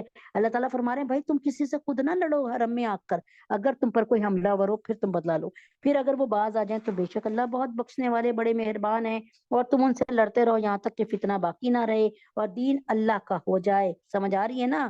یہ حکم کیا آ گیا، یہ آیت آ گئی کیا؟ یہاں تک کہ فتنہ تم ان سے لڑتے رہو. اب جواب دے رہے ہیں نا ماشاءاللہ سے حماس والے. تو مجاہدین لڑتے رہیں گے, اللہ تعالیٰ ایک دن فتنہ ختم کر دے گا اور دین اللہ کا ہو جائے گا. پھر اگر اور دین اللہ کا ہو جائے, پھر اگر وہ باز آ جائیں تو تم سمجھ لو تشدد سوائے ظالموں کے کسی پر نہیں ہونا چاہیے. یعنی اللہ تعالیٰ کہہ رہے ہیں کہ اگر وہ باز آ جائیں تو تم بھی باز آ جاؤ. اچھا یہ نا بس 8 رکوع کر لیتے ہیں اللہ کے حکم سے. حرمت والے مہینے کا بدلہ حرمت والا مہینہ ہے, اور حرمتوں پر بھی بدلے کے احکام جاری ہوتے ہیں. چنانچہ اگر کوئی شخص تم پر کوئی زیادتی کرے تو تم بھی ویسی زیادتی اس پر کرو جیسی زیادتی اس نے تم پر کی ہے. اللہ سے ڈرتے رہو, اچھی طرح سمجھ لو کہ اللہ انہی کا ساتھی ہے جو اس کا خوف دل میں رکھتے ہیں. اور اللہ کے راستے میں مال خرچ کرو اور اپنے آپ کو خود اپنے ہاتھوں سے ہلاکت میں نہ ڈالو, اور نیکی اختیار کرو, بے شک اللہ نیکی کرنے والوں سے محبت کرتے ہیں. اللہ تعالیٰ حضرت کے زمانے میں عذاب عام تو موقوف فرما دیا تھا, لیکن یہ حکم دیا تھا کہ جزیرہ عرب میں کوئی کافر مستقل شہری کی حیثیت میں نہیں رہ سکتا. یہاں اس کے لیے 3 ہی راستے ہیں, یا تو اسلام لے آئے, یا جزیرہ عرب سے باہر چلا جائے, یا جنگ میں قتل ہو جائے. اشارہ یہ کہ اگر تم جہاد میں خرچ کرنے سے بخل سے کام لیا تم نے, اور اس کی وجہ سے جہاد کے مقاصد حاصل نہ ہو سکے, تو یہ اپنے پاؤں پر خود کلاڑی مارنے کے مترادف ہے, کیونکہ اس کے نتیجے میں دشمن مضبوط ہو کے تمہاری ہلاکت کا سبب بنے گا. اس وقت بہت اچھا موقع ہے, فلسطین کا جہاد ہو رہا ہے, ان کے لیے کھانا پانی دانا اسلحہ اس کے لیے پیسے بھیجیں, اور حج اور عمرہ اللہ کے لیے پورا پورا ادا کرو. ہاں اگر تمہیں روک دیا جائے تو جو قربانی میسر ہو اللہ کے حضور پیش کر دو. یہ سارا کے سارا واقعہ میں کل انشاءاللہ بتاؤں گی, یہ صلح حدیبیہ کا. اور اپنے سر اس وقت تک نہ منڈاؤ جب تک قربانی اپنی جگہ نہ پہنچ جائے. ہاں اگر تم میں سے کوئی شخص بیمار ہو یا اس کے سر میں کوئی تکلیف ہو تو روزوں یا صدقے یا قربانی کا فدیہ دے دے اور سر منڈا لے. مطلب یہ کہ جب کوئی شخص حج یا عمرے کا احرام باندھ لے تو جب تک حج یا عمرے کے اعمال پورے نہ ہو جائیں احرام کھولنا جائز نہیں ہے. البتہ کسی ایسی مجبوری پیش آ سکتی ہے کہ احرام باندھنے کے بعد مکہ مکرمہ تک پہنچنا ممکن نہ رہے. یہ ایسا ہے کہ وقت زیادہ ہو رہا ہے, میں یہ کیونکہ اس میں بہت واضح مطلب اس میں کافی وضاحت ہے, اور میں نہیں چاہ رہی کہ اس کا حق کی ادا کرنے کی تو کوشش تو ہونی چاہیے نا, حق تو کوئی نہیں ادا کر سکتا. تو انشاءاللہ العزیز کل آپ کو یہ پوری بات سمجھاؤں گی. صلح حدیبیہ کا جب تک نہیں پورا بتا دوں گی تو وہ آپ کو سمجھ نہیں آئے گا ان آیتوں کا. اللہم صلی علی محمد وعلی آل محمد کما صلیت علی ابراہیم وعلی آل ابراہیم انک حمید مجید. اللہم بارک علی محمد وعلی آل محمد کما بارکت علی ابراہیم وعلی آل ابراہیم انک حمید مجید. قل هو اللہ احد اللہ الصمد لم یلد ولم یولد ولم یکن له کفوا احد. قل هو اللہ احد اللہ الصمد لم یلد ولم یولد ولم یکن له کفوا احد. قل هو اللہ احد اللہ الصمد لم یلد ولم یولد ولم یکن له کفوا احد. اللہ اکبر کبیرہ. بسم اللہ الرحمن الرحیم. بسم اللہ الرحمن الرحیم. یا اللہ ہم سب کے گناہوں کو معاف فرما دیجئے. یا اللہ ہم سب کی خطاؤں کو درگزر فرما دیجئے. یا اللہ ہم سب پر رحم فرما دیجئے. یا اللہ ہم سب پہ کرم فرما دیجئے. ربنا آتنا فی الدنیا حسنۃ وفی الآخرۃ حسنۃ وقنا عذاب النار. اے اللہ ہم سب کے گناہوں کو معاف فرما دیجئے. اے اللہ ہم لوگوں کو, ہمارے بچوں کو, اللہ ہمارے سب کے جو ہے زوج, اللہ تعالیٰ شوہروں کو, اے اللہ پاک آنے والی نسلوں کو, اور جو قیامت کی صبح تک آنے والی نسلیں ہیں ان سب کو دنیا اور آخرت کی بھلائیاں اور بہتریاں عطا فرما دیجئے. اے اللہ ہماری نسل میں سے کوئی ایک بندہ بھی اے اللہ پاک جہنم واصل نہ ہو. اے اللہ پاک ہماری پوری نسلوں کو, آنے والی قیامت کی صبح تک آنے والی نسلوں کو جہنم سے بچانا. ایمان کی نعمت سے مالا مال فرما دینا. اے اللہ ہم سب کے گناہوں کو معاف فرما دیجئے. اے اللہ ہم سب کی خطاؤں کو درگزر فرما دیجئے. اللہم انا نجعلک فی نحورہم ونعوذ بک من شرورہم. اللہم انا نجعلک فی نحورہم ونعوذ بک من شرورہم. اللہم انا نجعلک فی نحورہم ونعوذ بک من شرورہم. یا اللہ دشمنان اسلام، یا اللہ غداران پاکستان، یا اللہ دشمنان پاکستان، یا اللہ دشمنان اسلام جہاں کہیں ہوں، یا اللہ یہودیوں کی شکل میں نیتن یاہو، میکرون اور جوئی بائیڈن کی صورت میں، یا اللہ پاک جس صورت میں ہو، مودی کی صورت میں ہو، یا اللہ اے اللہ ان کی معاشیت کو، ان کو سب کو غارت فرما دے، ہلاک فرما دے، یا اللہ کس طرح سے یہ بے بس مظلوم فلسطینیوں پر اس وقت ہر طرح سے ظلم ڈھا رہے ہیں، اے اللہ تجھے تیرے نبی کا واسطہ مدد فرمائیے، اللہ حماس کی مدد فرمائیے، یمن کی حوثیوں کی مدد فرمائیے، یا اللہ پاک لبنان کی مدد فرمائیے، یا اللہ جہاں جہاں ادلب میں، یا اللہ شام میں، سیریا میں مسلمان ہیں، جہاں جہاں مسلمان ہیں، مشرقی ترکستان میں، انڈیا میں، چائنا میں، اے اللہ سب مسلمانوں کی، کشمیر کے مسلمانوں کی، فلسطین کے مسلمانوں کی اللہ مدد فرما دیجئے، مدد فرما دیجئے، مدد فرما دیجئے، یا اللہ پاکستان کے دشمنوں کو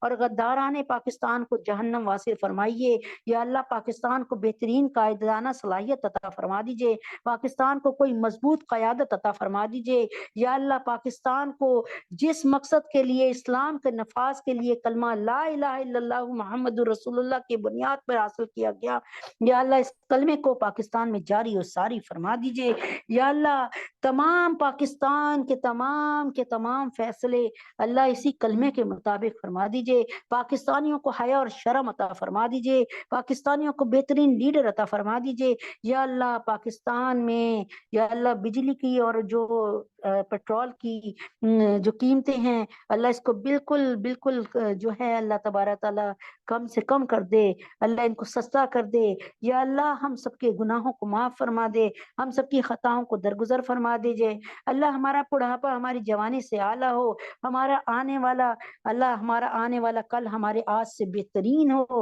اے اللہ تجھے تیرے نبی کا واسطہ ہماری آخری آرامگاہ ہمارے ان گھروں سے زیادہ پرمعطر ہوں، اے اللہ تجھے تیرے نبی کا واسطہ کوئی ایسا عمل کروا لے جس کی وجہ سے اللہ ہم سب کے سب جو اس وقت سن رہے ہیں اور کل امت محمدیہ صلی اللہ علیہ وسلم، یا اللہ ہماری ساری اولادوں کو، یا اللہ سب کو جنت کا سرٹیفکیٹ مل جائے، جنت کا ویزا مل جائے، آپ کا والا نامہ راضی نامہ مل جائے، اے اللہ جو بچیاں یا بچے اللہ نکاح کی عمر تک پہنچ گئے، بے نکاح ہیں، ان کے لیے بہترین شادی کا انتظام فرمائیے، بہترین زوج کا انتظام فرمائیے، سنت کے مطابق شادی کرنے کی توفیق عطا فرمائیے، یا اللہ امت محمدیہ صلی اللہ علیہ وسلم کی ساری بیٹیوں بیٹوں کے لیے حفصہ فاطمہ جویریہ سدرہ سبحانہ حفصہ سجاد بینش عفیفہ، یا اللہ پاک بنات سرور فخر عبد المتین سعدیہ نظام مہتاب ندا مصباح آمنہ عنبر ختیجہ شائستہ نمرہ زینب منتہا، یہ بچیوں کی اللہ تبارک تعالیٰ، اور جو بہنیں سن رہی ہیں ان کی جو بچیاں اس قابل ہیں نکاح کے، ان کے لیے بچوں کے لیے نیک زوج عطا فرما دیجئے، نیک فیصلے فرما دیجئے، اے اللہ جہاں ان کے نصیب آپ نے بہترین لکھے ہیں ان لوگوں سے جوڑ فرما دیجئے، یا اللہ پاک جو بیمار ہیں، ہماری یہ جو بہنیں کوئی سن رہی ہوں ان میں سے یا ان کے گھر والوں میں سے کوئی بیمار ہو، اے اللہ تبارک تعالیٰ اپنے حبیب پاک صلی اللہ علیہ وسلم کے طفیل میں ایمان کے نور کے ساتھ ندیم بھائی کو اور تمام علماء اسلام کو، مفتی تقی عثمانی صاحب کو، مفتی حسن صاحب کو، مولانا فضل الرحمان صاحب کو، مولانا فضل الرحیم صاحب کو، یا اللہ پاک حضرت جی اور پیر ذوالفقار نقشبندی صاحب کو، یا اللہ پاک تمام علماء اسلام کو، یا اللہ پاک عمیر کو، نازیہ اندلیب، طلحہ اشفاق عبداللہ اہلیہ حسین شازیہ عیشہ معظم جہانگیرہ نازیہ حمید حسن مومنہ عائشہ جنید حمزہ سنبل عنایت عادل،